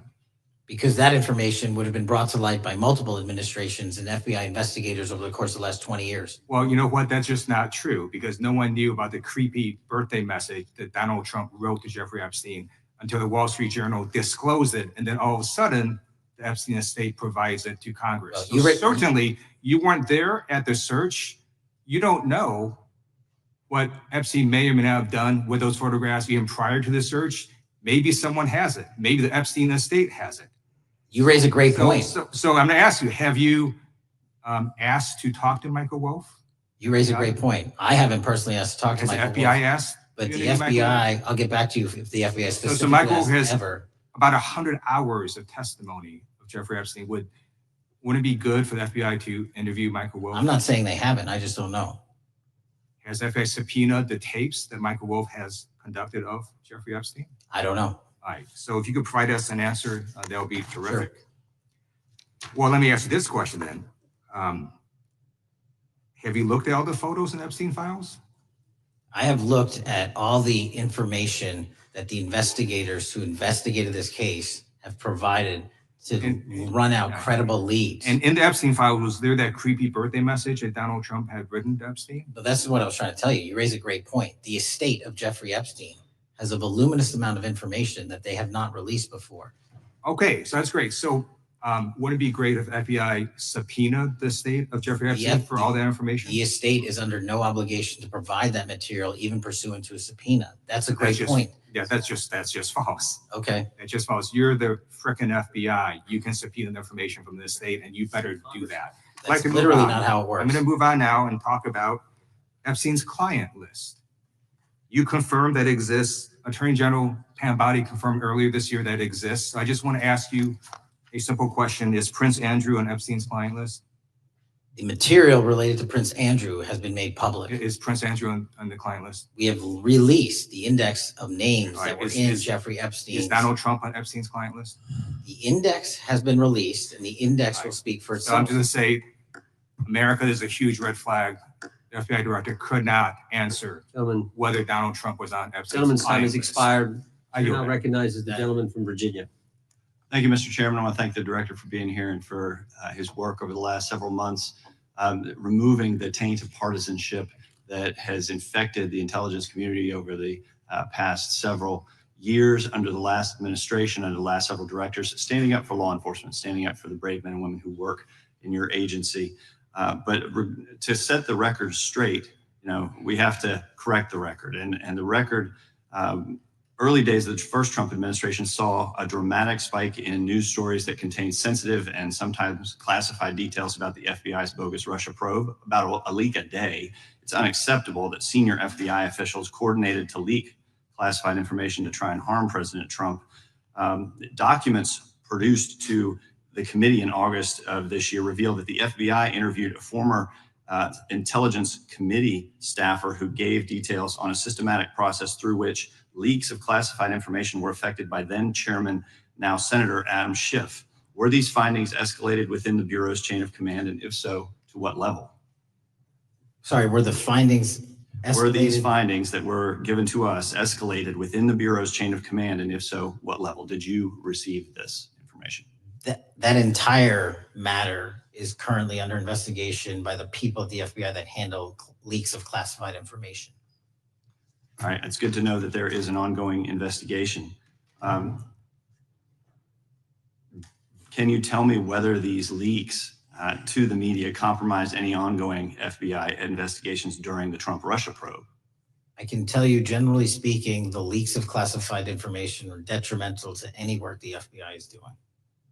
Now, former Director James Comey testified before the Senate Judiciary Committee that he had never been an anonymous source, nor authorized anyone to be an anonymous source in news reports about matters relating to the Trump investigation or the Clinton investigation. Was Comey's testimony true? In reference to Director Comey, I'm very limited in what I can say because of what the current status of those matters are with the FBI and the Department of Justice. When I am able to make those public, I will. Can you tell me if there's an ongoing investigation there? Again, without identifying any individuals related to the information you're generally speaking about, there is an ongoing matter that has been under review by the Department and the FBI for some time. Because we know that the documents that we received last month revealed that former Director Comey used Columbia University law professor as a conduit to leak stories to the media that contained classified information. Let me move on to the way that the FISA process was weaponized by past directors. Prior to your confirmation, you raised concerns about government misuse of FISA, including Section 702, stating that FISA was in need of major reform. Specifically, you highlighted that the Fisk report that the FBI had conducted 278,000 improper searches of the FISA database. Do you remain concerned about governmental abuse of FISA in Section 702? I'm always concerned, but what we've done since I became FBI director is implement new audit systems. We are nearing 100% review of the 702 query system that you are specifically referring to. And we've also eliminated anyone that has ever touched that database that has in any way made a mistake, whether intentional or not. And we have also identified a system in which those going forward who misuse the 702 system, they don't get 2 strikes. They get 1 and you're done. Okay, I'm glad you mentioned you're continuing to audit because, as you know, in May, the New York Times reported you closed the FBI's Office of Internal Auditing. Can you explain why you decided to close this office? Yeah, because under the new restructuring of the FBI, to save resources, there were 2 different places doing the exact same thing. We have a specific division dedicated to audits. I didn't need another audit system doing the audits again. And so we folded some of those folks with their expertise into our specific division and then took the rest of those folks and are moving them out across the country. Under previous FBI leadership, FBI agents were found to have lied to the Fisk. There have been hundreds of thousands of violations of querying standards. In light of past violations, what action is the FBI taking to ensure that similar abuses do not occur in the future? Exactly what I've outlined. You cannot have access to the 702 query system if you improperly query that system at all at any time in your career. Okay. At a Senate hearing 2 years ago, your predecessor, Director Wray, testified FBI had previously purchased U.S. phone geolocation data for a specific national security pilot project and further stated that the project had not been active for some time and that the FBI relies on court-authorized process to obtain location data from companies. Does the FBI purchase location data or any other data of Americans from data brokers? I don't believe so, but I'll get back to you. Thank you. That'd be important. I appreciate that. I yield back. Gentleman yields back. Gentleman from Washington's recognized. Thank you, Mr. Chairman. Mr. Patel, before you joined the FBI, you had very strong opinions about what the FBI was hiding regarding Jeffrey Epstein. In a September 2023 interview with Glenn Beck, you said the Black Book is under the, quote, direct control of the director of the FBI. In December 2023, you said, let us know who the pedophiles are. Even for a short time after becoming FBI director, in February of 2025, you tweeted, quote, there will be no cover-ups, no missing documents, no stone left unturned. In June, you told Joe Rogan, quote, we've reviewed all the information. We're going to give you every single thing we have and can. But then suddenly in July, everything changed. You and Attorney General Pam Bondi released one video and said that there was nothing more to see. Your July memo says you uncovered more than 300 gigabytes of data and physical evidence, but that you had decided no further disclosure would be appropriate or warranted. That is a quote. I think what happened, Mr. Patel, is that suddenly you discovered that Donald Trump's name was all over these files, and you started a giant cover-up. So you are under oath, Mr. Patel. You just testified to Mr. Swalwell that you did not speak to the president about the Epstein files. To your knowledge, did Attorney General Pam Bondi speak to the president about what was in the Epstein files? I can't speak for Attorney General Pam Bondi. So to your knowledge, you don't have any information. The question was, do you have any knowledge? Do you have any knowledge? I can't speak. You are refusing to answer the question. So let me tell you that the Wall Street Journal reported that in May, Bondi told Trump that he was in the Epstein files, and at the same meeting said that the DOJ did not plan to release the files. Yesterday, you testified to Senator Kennedy that there was, quote, no credible information that Epstein trafficked girls to anyone else, and that you have, quote, continuously and publicly asked the public to come forward with more information, and we'll look into it. Today, in response to Mr. Massey's question, you appeared to say that the survivors were not credible. These are survivors. That's not at all what I said. Okay, great. I'm going to ask you this in a second, but let me tell you about the don't lie about survivors, me. and let's bring them up here into the room. These are women who came to the Hill and testified that they were groomed and raped at the age of 14 and 16 years old, and they called to meet with the president and to meet with the FBI and to have people investigate their claims. Some of them have never testified before. If you are so interested in getting the public to submit any information, why have you not met with them? You said you haven't met with them. Have you met with them? I'll give you one more chance. My job as the FBI director is to Is the invite all answer yes or investigative no leads. to whether or not you met with these women who were sexually abused and raped? Any insinuation by you or any What people is on the your an- side that I am not manhunting child predators and sex traffickers, just look at the Mr. stats. Patel, And you talk Mr. about Chairman, cover-ups, man. Mr. Chairman, you this talk is about my time, cover-ups. and I will take Why as much time as I Where were want. you during the Instruct Obama the and witness, Biden Mr. administrations Chairman. when these so-called Instruct the cover-ups were witness. going on? Mr. Why didn't Chairman. anyone in those administrations talk to any of these Mr. purported Chairman. witnesses? I Let's have get some regular welcomed order, Mr. every Chairman. single person to provide credible information. Time belongs to the gentlelady from Washington. And I'm going When to you- take when another you couple accuse of the minutes. witness of something, he's allowed to respond. That's how it works. You say Listen, something, he didn't even, excuse me, Mr. Mr. Chairman, Chairman, you have point always of order. been fair, but And- this and is I'm not being fair. fair, and you will get No, your- this you will is get my your time. and he You will give the said gentlelady that the a few witnesses additional were not credible. seconds of time. I'm going to get an additional minute of time because that's you'll how get much what time you he won't get a took. minute. You'll get some seconds. What we think is under 5 minutes. You don't get to demand how Mr. much time you Patel. get. That's not how it works. Mr. Patel, are the victims of the Jeffrey Epstein horrific trafficking ring, are they credible? Any person with information about ongoing I sexual didn't. trafficking. I'm asking you if they're credible. Ma'am, I'm Are commenting they on the credible? evidence we have. But And we have routinely asked for people to come forward with more evidence and we will look at it. And the evidence that we have was the same evidence that the Biden and Patel, Obama Justice Departments Mr. had. Patel, And they this is determined, new. not me, they determined Mr. that Chairman, information was not Mr. credible. Chairman, he's not letting me even ask my questions. You This is ask the ridiculous. questions, he gives an answer. You may not like what he says, No, but that I'm doesn't mean asking. you get to He's not interrupt him. answering my question. Mr. You Chairman, have could we an- restore the gentlelady 45 seconds so she You can will give complete her her question? additional 30 seconds, which is what I said I'm going earlier. to keep taking my time No, because you'll here's take the time thing. that you get. You get are 30 not seconds. answering the question. The question I is, have, you just don't like the these answer.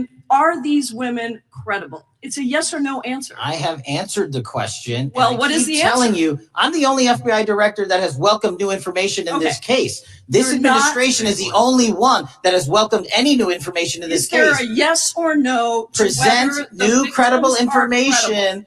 Present new Are information. the victims credible The victims- or not? I'll tell you what happened in the last Trump Are they administration. credible or not? You can't even Victims say. credibly came forward. And you know what happened? President Trump authorized the indictments President of Jeffrey Trump Epstein. called Not them a Biden, hoax. not Obama. President Trump No one called else. the entire thing a Democratic hoax.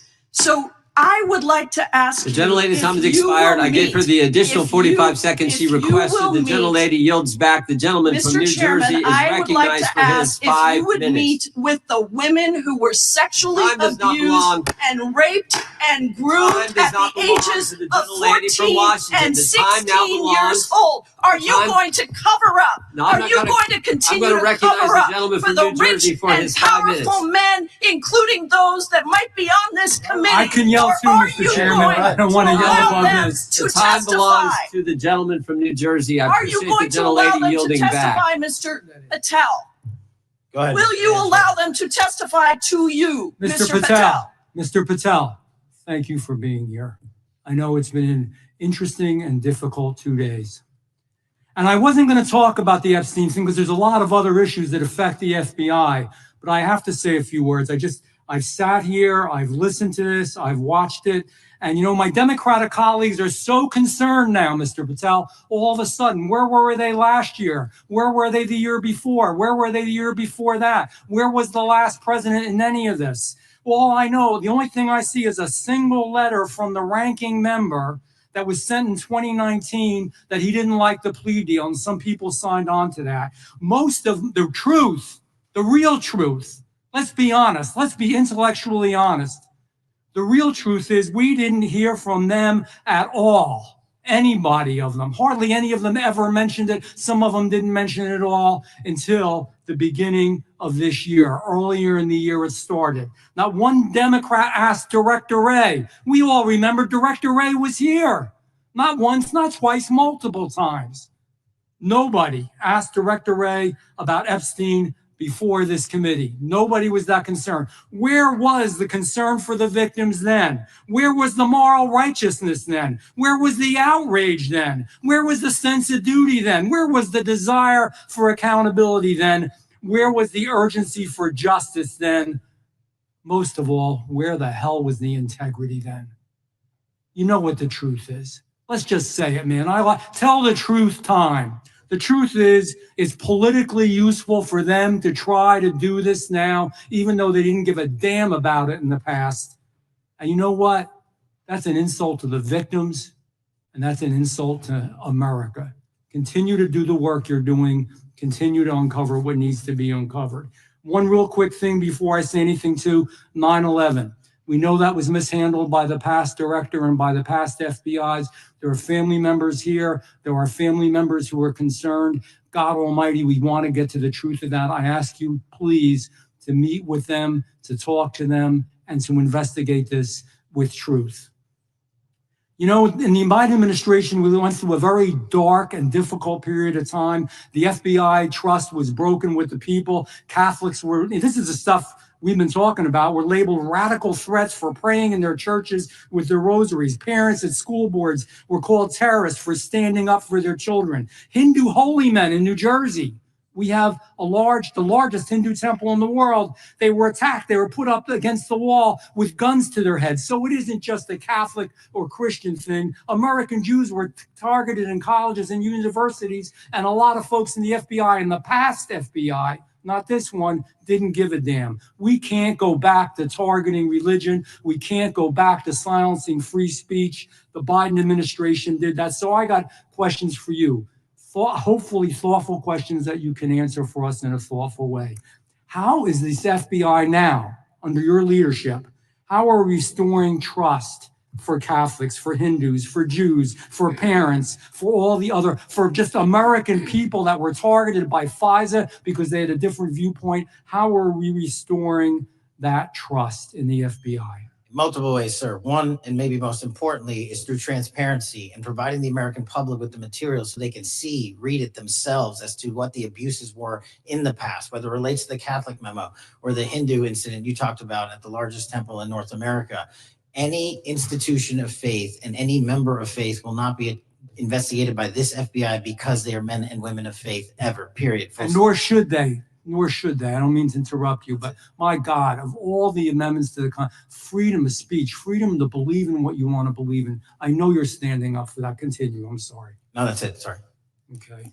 The Richmond memo was driven by a reliance on sources. The Southern Poverty Law Center, you know, the words sound nice, but the organization's not so nice. And we've seen the Anti-Defamation League distort data that counts as violence. Have you been able to identify and eliminate these kinds of partisan sources? We welcome all sources, but we want objectivity and neutrality and decency in the way we report all this. Have you been able to uncover any information there? How do we make sure our sources are good in the future? We have reviewed the source processes that infiltrate any any institutions of faith, and they will no longer be going into institutions of faith. They will be directed towards criminal activity and protecting the homeland, the two most important missions the FBI has, and that's what we're going to continue to do. Good. And I'll say this, there was a lot of bull today, a lot of you know what, and I'm not going to say it because I respect the institution so much going on around here. Continue to do the work of the people. You are here for that reason. The administration is here for that reason. It was weaponized and politicized, the FBI, in the past. I hope to God we never, ever see that again. One of the darkest parts of American history. Thank you, Mr. I yield back. Mr. Chairman, I have unanimous consent. Gentleman yields back. The gentleman from New York is recognized for UC. I would like to introduce a CNN article that explains how an alleged top leader of the MS-13 gang was dismissed. His case was dismissed in Brooklyn so that he could be deported back to El Salvador, even though he was charged with murder. Objection. Mr. Chairman, I have some unanimous The consent lady from requests. Washington is recognized. I ask unanimous consent to enter into the record an article titled "Justice Department Told Trump in May that his name is among many in the Epstein files." Objection. I have another one that is a July 2025 article by the New York Times entitled "How a Frantic Scouring of the Epstein Files Consumed the Justice Department," stating that DOJ and FBI employees reviewing the Epstein files were instructed to flag any mentions of Trump and other celebrities. Objection. And I have another unanimous consent request to enter into the record an August 2025 article by The Guardian entitled "Ghislaine Maxwell Hinted at Epstein's Ties to Trump Officials. Why Wasn't She Pressed for Names?" stating that Maxwell told Deputy U.S. Attorney Todd Blanche that some of the, quote, cast of characters around Epstein are in Trump's cabinet. Without objection. Chair now recognizes the gentlelady from Pennsylvania. Thank you, Mr. Chairman, and thank you, Mr. Patel, for coming before us to testify today. I am concerned by your repeated claims that you're not able to disclose anything further about the Epstein investigation and files, and that there's no evidence of a broader conspiracy or other people who should be charged, because the American people aren't buying that you've been transparent or that there's nothing further to be seen. In your exchange with my colleague, Mr. Roy, you reiterated something that I heard you say yesterday in your Senate testimony, and that is, under your direction, the FBI will always follow the money. Is that right? The money, did you say? Yes. Yes, you said you'll follow the money. That's great. And just now you said you welcome the opportunity to investigate new evidence. So there has been significant recent reporting just in the last couple of weeks that after Jeffrey Epstein was arrested, 4 major banks flagged more than $1.5 billion in suspicious transactions connected to him that suggested a massive conspiracy related to his child sex trafficking activities. Director Patel, has the FBI reviewed the $1.5 billion in suspicious bank transactions flagged to the government relating to Epstein and his co-conspirators? I know the FBI has reviewed numerous SARs. I don't know the totality of that number. Okay, can you provide us with that number? I'll get back to you. Okay. And have you initiated any new investigation of those bank transactions since, say, September 8th, when the new reporting came out? I'll check with the Treasury Department because they're the lead on that. Okay, so Director Patel, how many individuals or entities has the FBI interviewed, subpoenaed, or compelled to testify? Can you give us those numbers with respect to these bank transactions? Not off the top of my head. I'll have to work with Treasury. Okay. We're concerned, you see, because you say you're going after child predators, but We are. obviously this is how you follow the money, is if you follow the bank transactions that apparently enabled the child sex trafficking. Would you agree? It's one of the valuable investigative tools is to follow the money. Okay. Have Jeffrey Epstein's victims have asked us to ask you whether or not you've investigated Epstein's lawyers, the lawyers who facilitated those payments. Have you subpoenaed or questioned any of those lawyers? So in 2018 and 19, what I recollect is many, if not every one of those lawyers was part of the investigation. But you weren't there at that time, I wasn't right? there. Okay, so can you get us the names and the numbers of who was investigated then with respect to those As lawyers? long as I'm allowed to release it, absolutely. Okay, well, if we provide you with subpoenas, I assume you can release it, is that right? We have a current subpoena and we're working with Congress to provide it.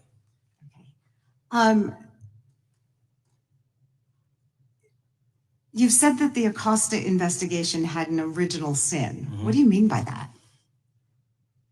Basically, if you're looking at an actual pedophile ring, what you should not do is limit the time frame in which you're legally able to collect information.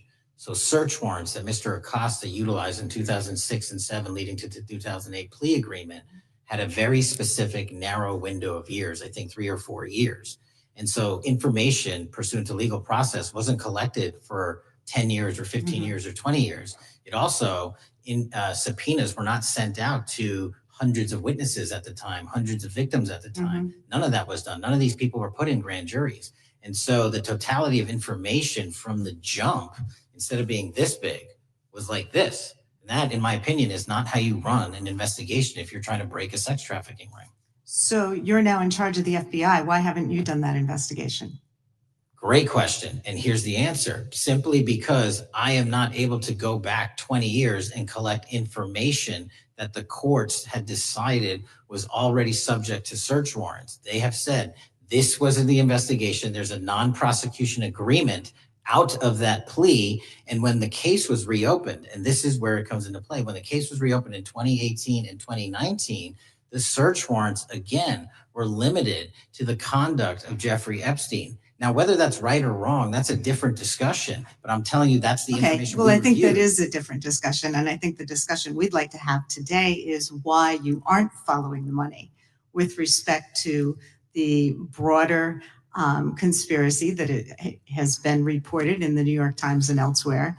And that if you really want to attack the issue, if you wanted to attack the issue, if you wanted to get to the bottom of it, if you wanted to disclose what really was involved in the Epstein files, the Epstein cover-up, that you would be taking very different actions that you are today. I do want to seek unanimous consent to enter into the record the New York Times September 8th, 2025 article, How J.P. Morgan Enabled the Crimes of Jeffrey Epstein. Objection. And also an article dated July 17th, 2025 in the Epstein case, Follow the Money. Objection. Okay, thank you. Gentlelady yields back. Mr. Chairman. Gentleman from Maryland is recognized. Thank you much.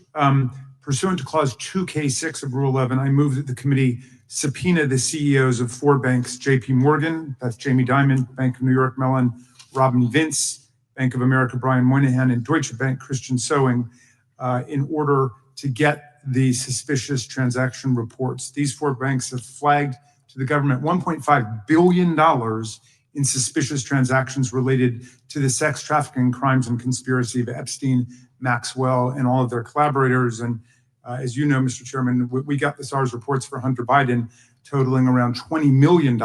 And so these $1.5 billion in SARS reports we should get, especially since the director doesn't seem to be forthcoming. And I request that we do this immediately. I think the director's been very forthcoming. We will hold any motion to subpoena in abeyance until the conclusion of the hearing. The chair now recognizes the gentleman from Texas. Thank you, Mr. Chairman. Thank you, Director Patel, for being here. It is quite clear that certain members of this committee, they want their 15 seconds on TV stamping and coming. Maybe it's for fundraising. Maybe they're struggling in their district. They need a little bump. But they turn a committee into a clown show, and that's what we're seeing. You're being unjustly attacked today.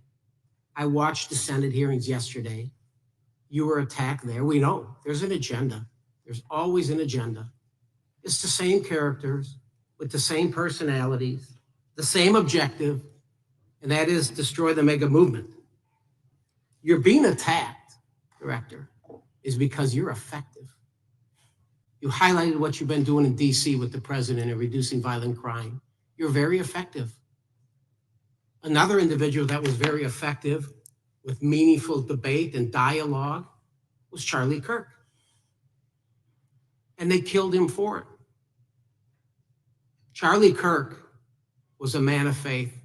First and foremost, he loved his Lord Jesus. He loved his family. Beautiful wife, beautiful children. Just a remarkable, honorable man that was silenced with this assassin's bullet.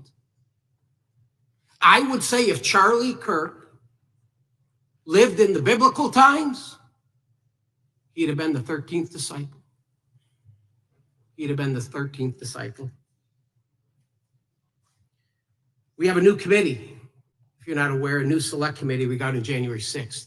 I'm honored to be on that committee. I'm looking forward to working with other members to expose truth, questioning federal agencies that were involved on January 6th, like the FBI, played a role, but we don't really know, Director, to what extent. We don't know. The January 6th sham committee was not formed by Nancy Pelosi to seek truth. It was nothing about getting to the truth about January 6th. Their sole mission was to damage Donald J. Trump and end his political career. And everybody knows it. That's what the purpose was. You know what's nice? So I kind of get to ask the question, though. How did that work out for you? Donald J. Trump is back in the White House, and America loves him. I spent 30 years in law enforcement, retired sheriff from a large county in the great state of Texas. I have seen, Director, I have seen more enthusiasm and support for law enforcement today because of what you and Donald Trump have done over the last 8 months to protect the American people. The American people couldn't count on their government to protect them. Crime is rampant. And now we have a president and an administration that puts the American people and their safety first. It's interesting, a few minutes ago, a classmate reached out to me and sent me I told him, I said, yes, we got Director Patel in front of our committee today. And Andy Kane wanted me to tell you, he said, quote, tell him we love him. Tell him we love him and all the brave warriors exposing the deep state. Cash, you're a great American, sir. You're a great American. Your work as the director of the FBI is commendable. It's commendable. And I want to thank you, sir. Thank you for your service. Keep up the good fight, brother. Don't let him tear you down. Keep up that good fight. You have it in you. With that, sir, I yield back. Gentleman, yield to me.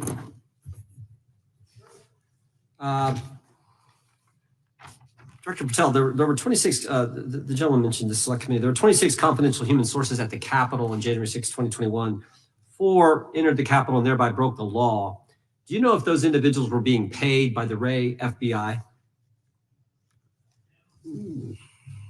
So we've provided 600 pages of documents to this committee alone regarding January 6th. That's 600 pages more than any of my predecessors. Yep. Generally speaking, confidential human sources are always paid by the FBI. That's how it works. I can't speak to the specifics on each one and how much they make. And we appreciate it. We've reviewed some of that material and you've given us a lot of material that we didn't get from Director Ray. That specific question I think is important to the American people. Were people who were confidential human sources of the FBI who broke the law, one was recommended for prosecution, my understanding is, by the information we've received from you, were they actually paid by the very taxpayers who may have got charged with the same offense? I think that's important for us to understand. I'll get back to you on that. Thank you. Chair now recognizes the gentleman from California. Thank you, Mr. Chair. Welcome, Director Patel. I'm going to focus a little bit on domestic terrorism. We have a graph here, data up to 2021, but as you can tell, domestic terrorism is on the rise. Nation, our citizens under threat. We saw the assassination of Charlie Kirk, 2 assassination attempts on the president, school shooting, Minnesota last month, and closer to home, just a couple of days ago, Huntington Beach, peaceful vigil for Charlie Clark, infiltrated by neo-Nazis who essentially made the local individuals attending that event fear for their safety. All of us know that a lot of these domestic attacks are by lone wolves, but yet they do leave clues, social media or elsewhere. Director Patel, you're it. You're the thin blue line. The FBI, your job to protect our citizens back home from those that would harm us. You have to find the needle in the haystack. Takes a lot of work, a lot of resources. Talking to my local sheriff this morning, who said they're concerned. Federal cuts to local grants that help them do the job. Then, of course, let's not forget about other threats that are coming before us, like high-tech fraud. Local senior recently was talking to me about a text she had gotten, a demand by the IRS to send a payment immediately, or the IRS agents were on their way to arrest this individual. Pretty gutsy stuff by folks probably from Europe, North Korea, Russia, China, people, okay, going after those precious savings our senior citizens rely on. Yet the president's proposing a budget cut of $500 million or more to your organization, the FBI.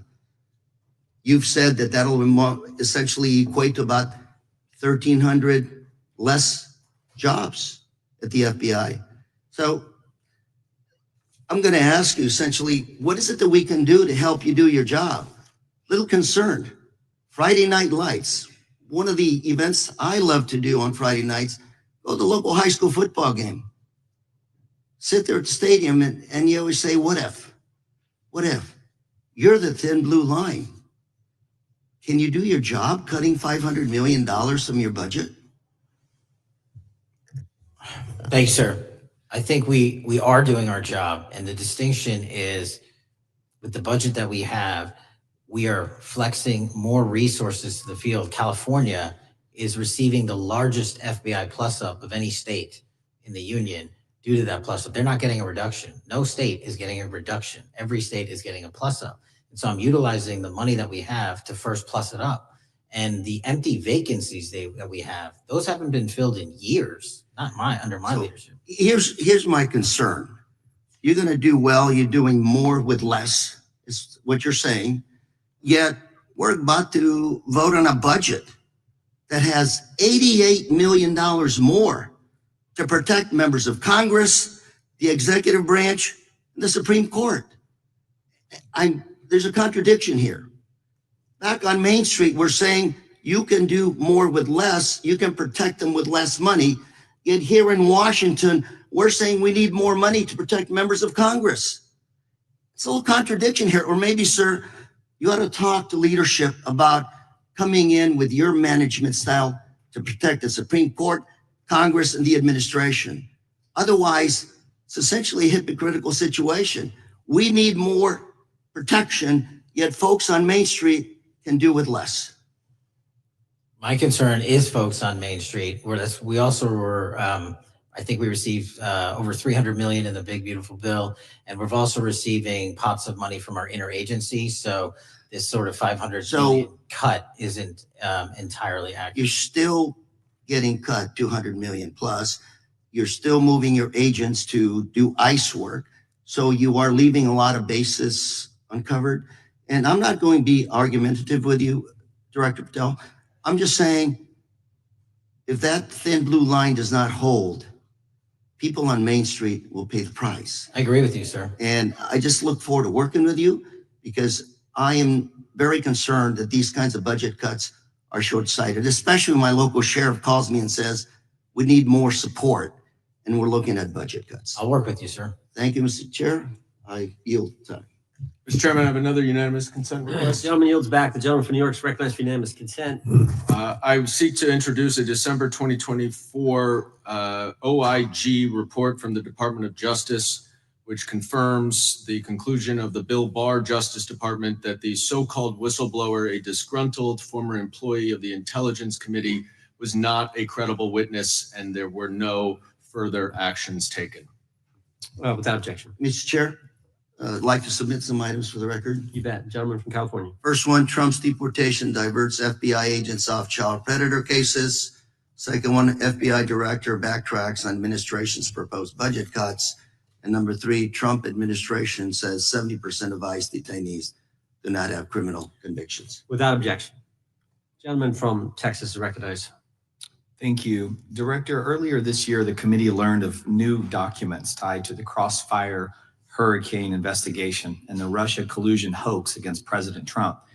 Your efforts in declassifying key documents tied to this investigation allowed the committee to acquire thousands of pages that it did not have previously.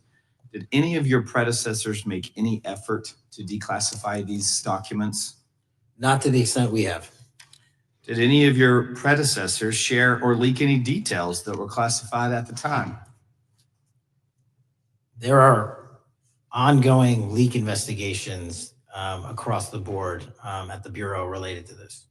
I believe one of those is Mr. Comey, and I thank you for continuing that investigation. Among the declassified documents are the Durham Report Annex, the Crossfire Binder, and the Nellie Orr Criminal Referral. Could you summarize for those watching what we know about the Russia collusion hoax so far? Well, sir, I think the record will speak that the Russia collusion matter was perpetrated by a political party to go overseas and obtain information from a foreign intelligence asset, only to have that information, which was demonstrably false, turned over to the FBI, who walked into a federal FISA secret court and asked for a secret surveillance court order and lied to the federal court. And we know that because someone was convicted of it, and only to surveil the political opponent. So that is a massive scandal. We helped expose it. And in terms of the pages of productions, I provided 1,400 pages of production related to Crossfire Hurricane, and my predecessors have provided 0. I appreciate that, and I appreciate your courage and commitment to declassifying these important documents for our review, and hope that you'll continue with this commitment. Can we expect to see more declassification efforts regarding the Crossfire Hurricane and Russia collusion hoax? Yes.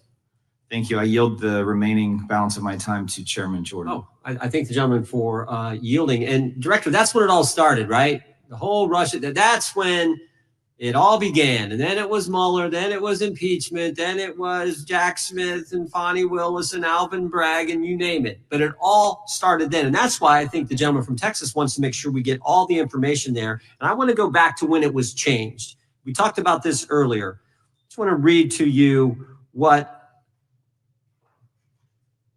the CIA officer said to the House Permanent Select Committee on Intelligence. Quote, Brennan refused to remove the dossier. When confronted with the dossier's main flaws, he responded, yes, but doesn't it ring true? So that's what he initially said.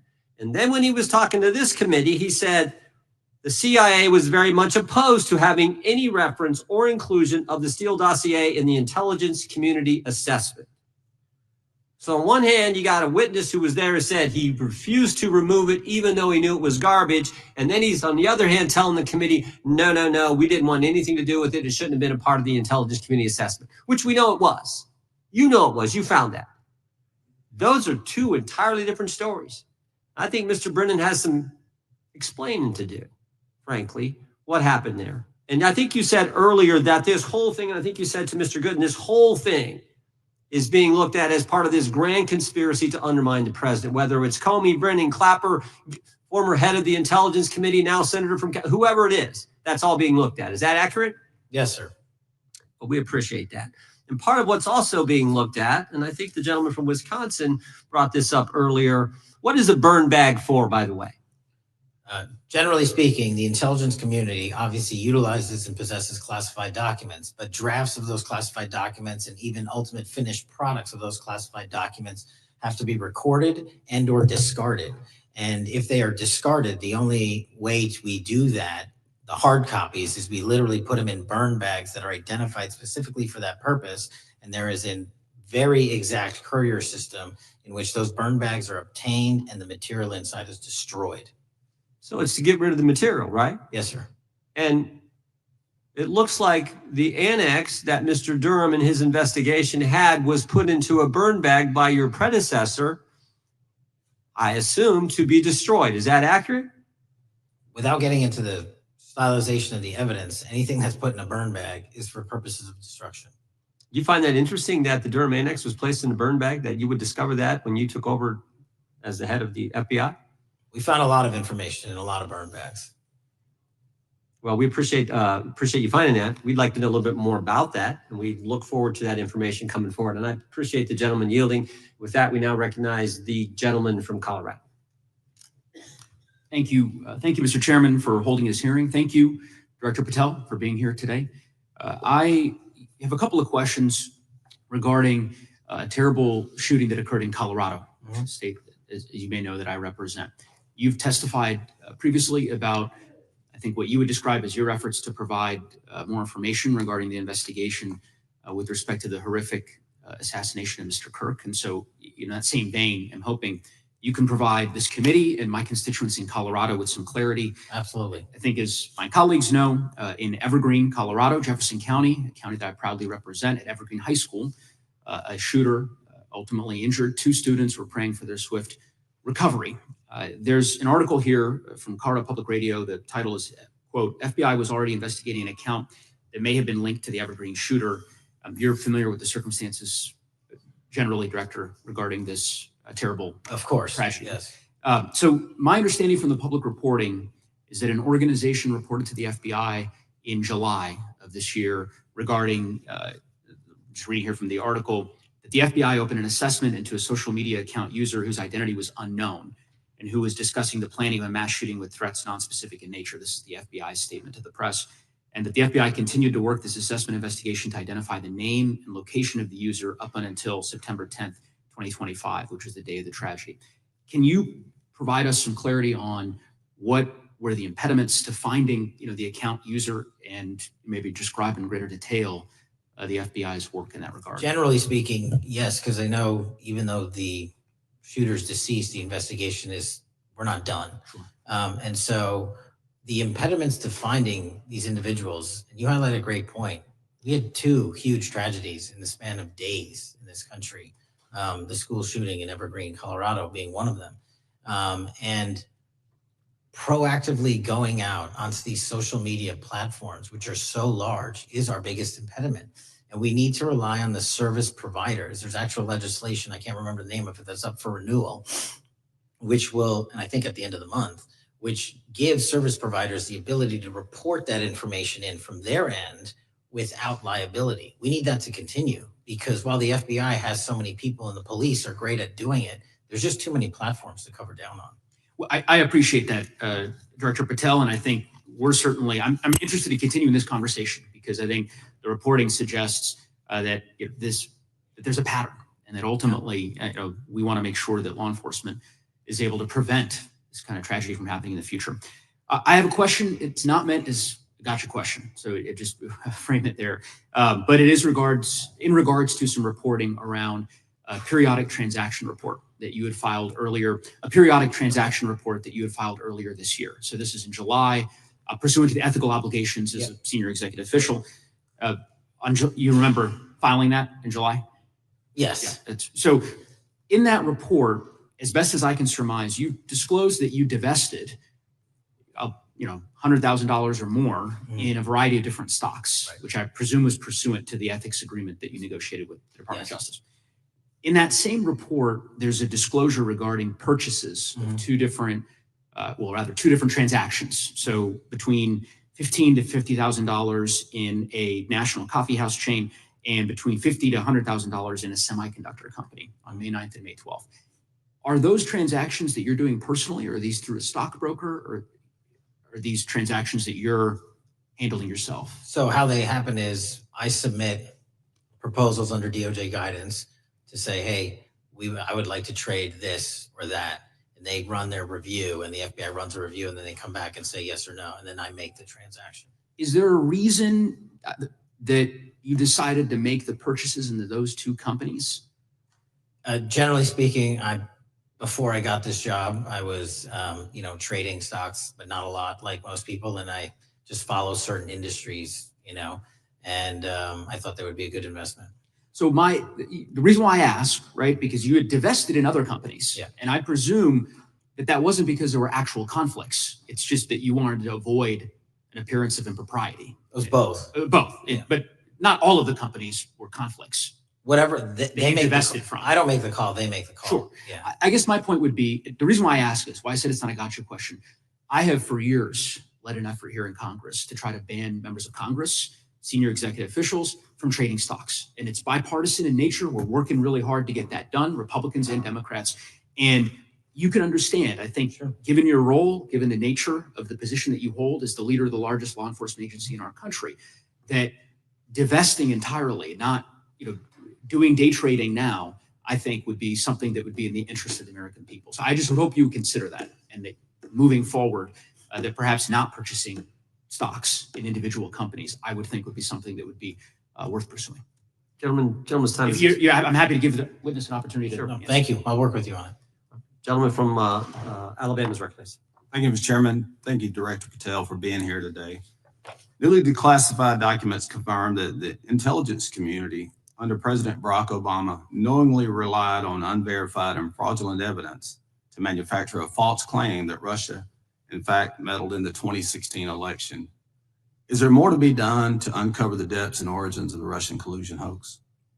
There is, and we're doing it. Why should Americans still care about that, Director Patel? Everybody wants to talk about a weaponized bureaucracy. When we put out the facts about a weaponized bureaucracy, not because I said so, but because we found the FISA documents, because we found the 302s and the 1023s, then it becomes a political football. My job is to continue to put out that information and let the American public read it for themselves when I'm lawfully able to do so. And that's been my commitment on any subject, Russiagate or otherwise. Wherever the law allows me to do it, I will do it. When I first came in 2020, the number one concern as I was doing town halls was the weaponization of the government against the American citizen. And so are there things that you're doing, structural reforms that implementing so that the FBI cannot be weaponized again, whether it's against President Trump or future elected presidents? It shouldn't be weaponized against anyone. And the structural reform is simple. If you're going to go after a political individual or someone seeking political office, there has to be a grounded basis in law and fact to open up a criminal investigation. And if there's not, the investigation isn't even opened. And I've also gone back and reviewed other cases that were opened in prior administrations related to public officials. And we've closed a number of them because we felt that some of these actions were weaponized on either side of the aisle. I felt it wholly inappropriate for the FBI to be playing umpire and referee amongst these decision makers when there was no factual or legal basis to continue those investigations. So I shut them down. And I think that's so desperately needed because we need to restore trust in law enforcement and certainly in the DOJ and the FBI so that the American people don't fear the very government that's supposed to protect them. And so thank you for doing that. On August 11th, you released to the committee documents concerning leak investigations that began in 2017.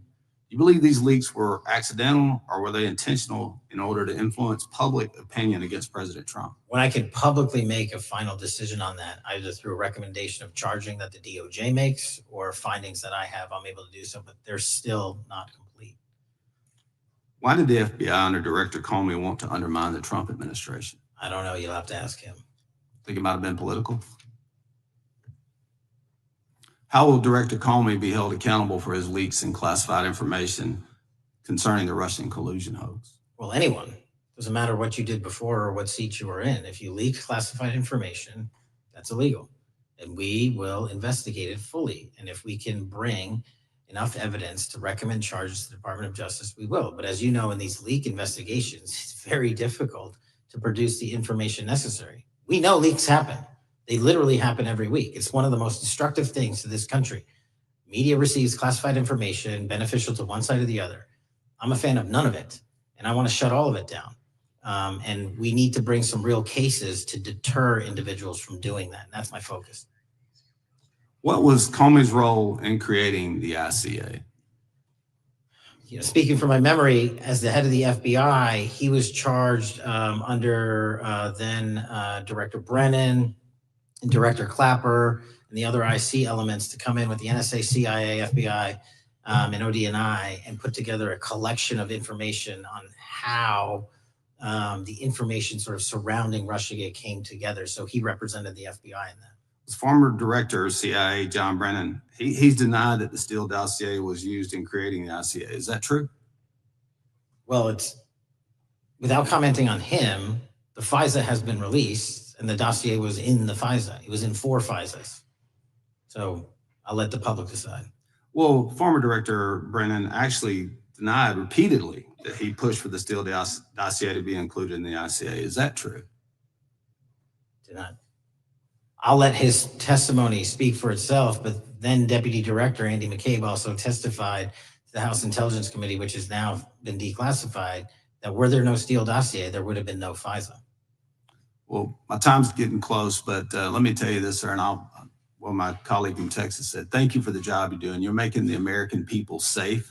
You're restoring trust in these agencies that so many of us have lost trust in. So thank you for the work you're doing. That thin blue line, you're doing a fine job, and we want to let you know we appreciate it. Thank you. God bless you. Lady from California is recognized. Thank you, Mr. Chair, and thank you, Director, for coming here today. And actually, thank you for your response to my colleague from New York who asked you earlier about violent extremism. And you said that there is violent extreme ideology on both sides. And I think you actually alluded to that same statement yesterday in the Senate.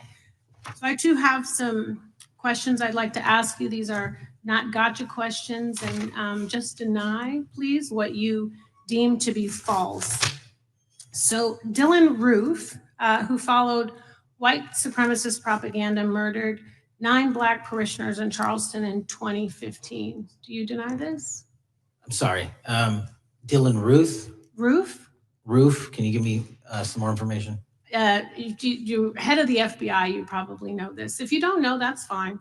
You can give me a reminder. I've got a lot in front of me. It was national news. Robert Bowers murdered 11 Jewish worshipers in Pittsburgh in 2018. I do remember that. And it was the deadliest anti-Semitic attack. So do you admit that that happened?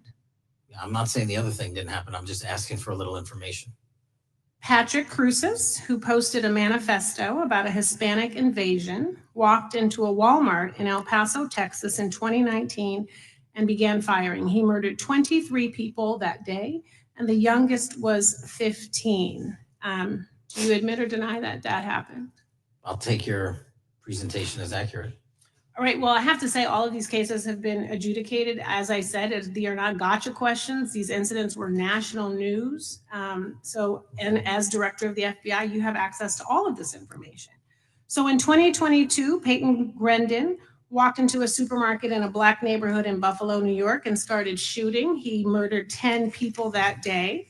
And on September 10th, your friend Charlie Kirk was assassinated. Tyler Robinson has been taken into custody and charged, but also on that day, Desmond Holley, a 16-year-old white male, shot and injured 2 students at a high school in Colorado before killing himself. And according to the Anti-Defamation League, he had a fascination with mass shootings and white supremacy. So do you admit to deny these facts? Those happened. Okay. Your predecessor, former FBI Director Christopher Wray, said that one of the most dangerous concerns is that racially motivated violent extremism, especially white supremacists, has been the biggest chunk of our domestic terrorism cases and is responsible for the most lethal attacks over the last decade. Do you admit or deny, A, that he said this? I'll let the record reflect that. Whatever he said was what he said. All right, and do you agree? That there is racially motivated crimes being committed in America? Yes. Yes, especially white supremacists, which is the biggest chunk of our domestic terrorism. I'm glad that you said this. So last week, President Trump was asked if there were extremists on both the left and the right. He was actually asked this by Fox and Friends, and his exact words were, "I'll tell you something that's going to get me in trouble, but I couldn't care less. The radicals on the right oftentimes are radical because they don't want to see crime. The radicals on the left are the problem, and they're vicious, and they're horrible, and they're politically savvy." Do you agree with the president? I don't speak for the president. The president speaks for himself. Do you agree with the president? I don't. On what matter? On the question that I just asked, do you agree with his statement about the radical left? That there's ideology that's driving violence on both sides? Yes, that's what he acknowledged. No, he didn't. He didn't. But I'm glad that you're saying that and actually creating some separation between you and the president. And I'm glad that you That's literally are not what happened. He said acknowledging both. that there is violent extremism on both sides. What's interesting is that the research arm of the Department of Justice, the National Institute of Justice, do you know what that is? I'm familiar with them. Okay, great. It is the research arm of the Department of Justice, and it published an article in 2024 devoted to domestic radicalization, violent extremism, and terrorism.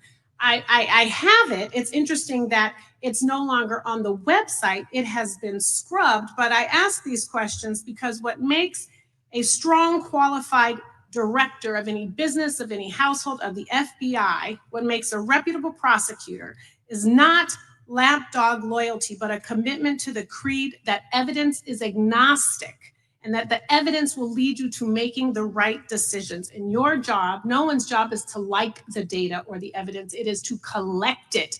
That is how you gain trust. And Mr. Chair, I would like to enter into the record, if I may.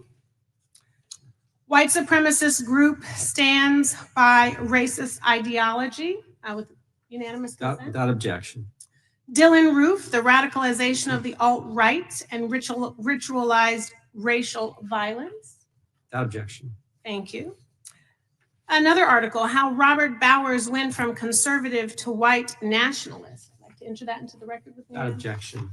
Patrick Cruces believed he was fulfilling Trump's wishes in El Paso attack, his attorneys said. I'd like to enter into the record. Without objection. Buffalo shooting, how far-right killers are radicalized online. I'd like to enter that into the record. Without objection. Evergreen High School shooters online activity reveals fascination with mass shootings, white supremacy. I'd like to enter that into the record. Without objection. Murder and extremism in the United States in 2024, a report by the Anti-Defamation League. I'd like to enter that into the Without record. objection. And the article, the report that was scrubbed from the DOJ just recently, National Institute of Justice Journal focusing on domestic radicalization, violent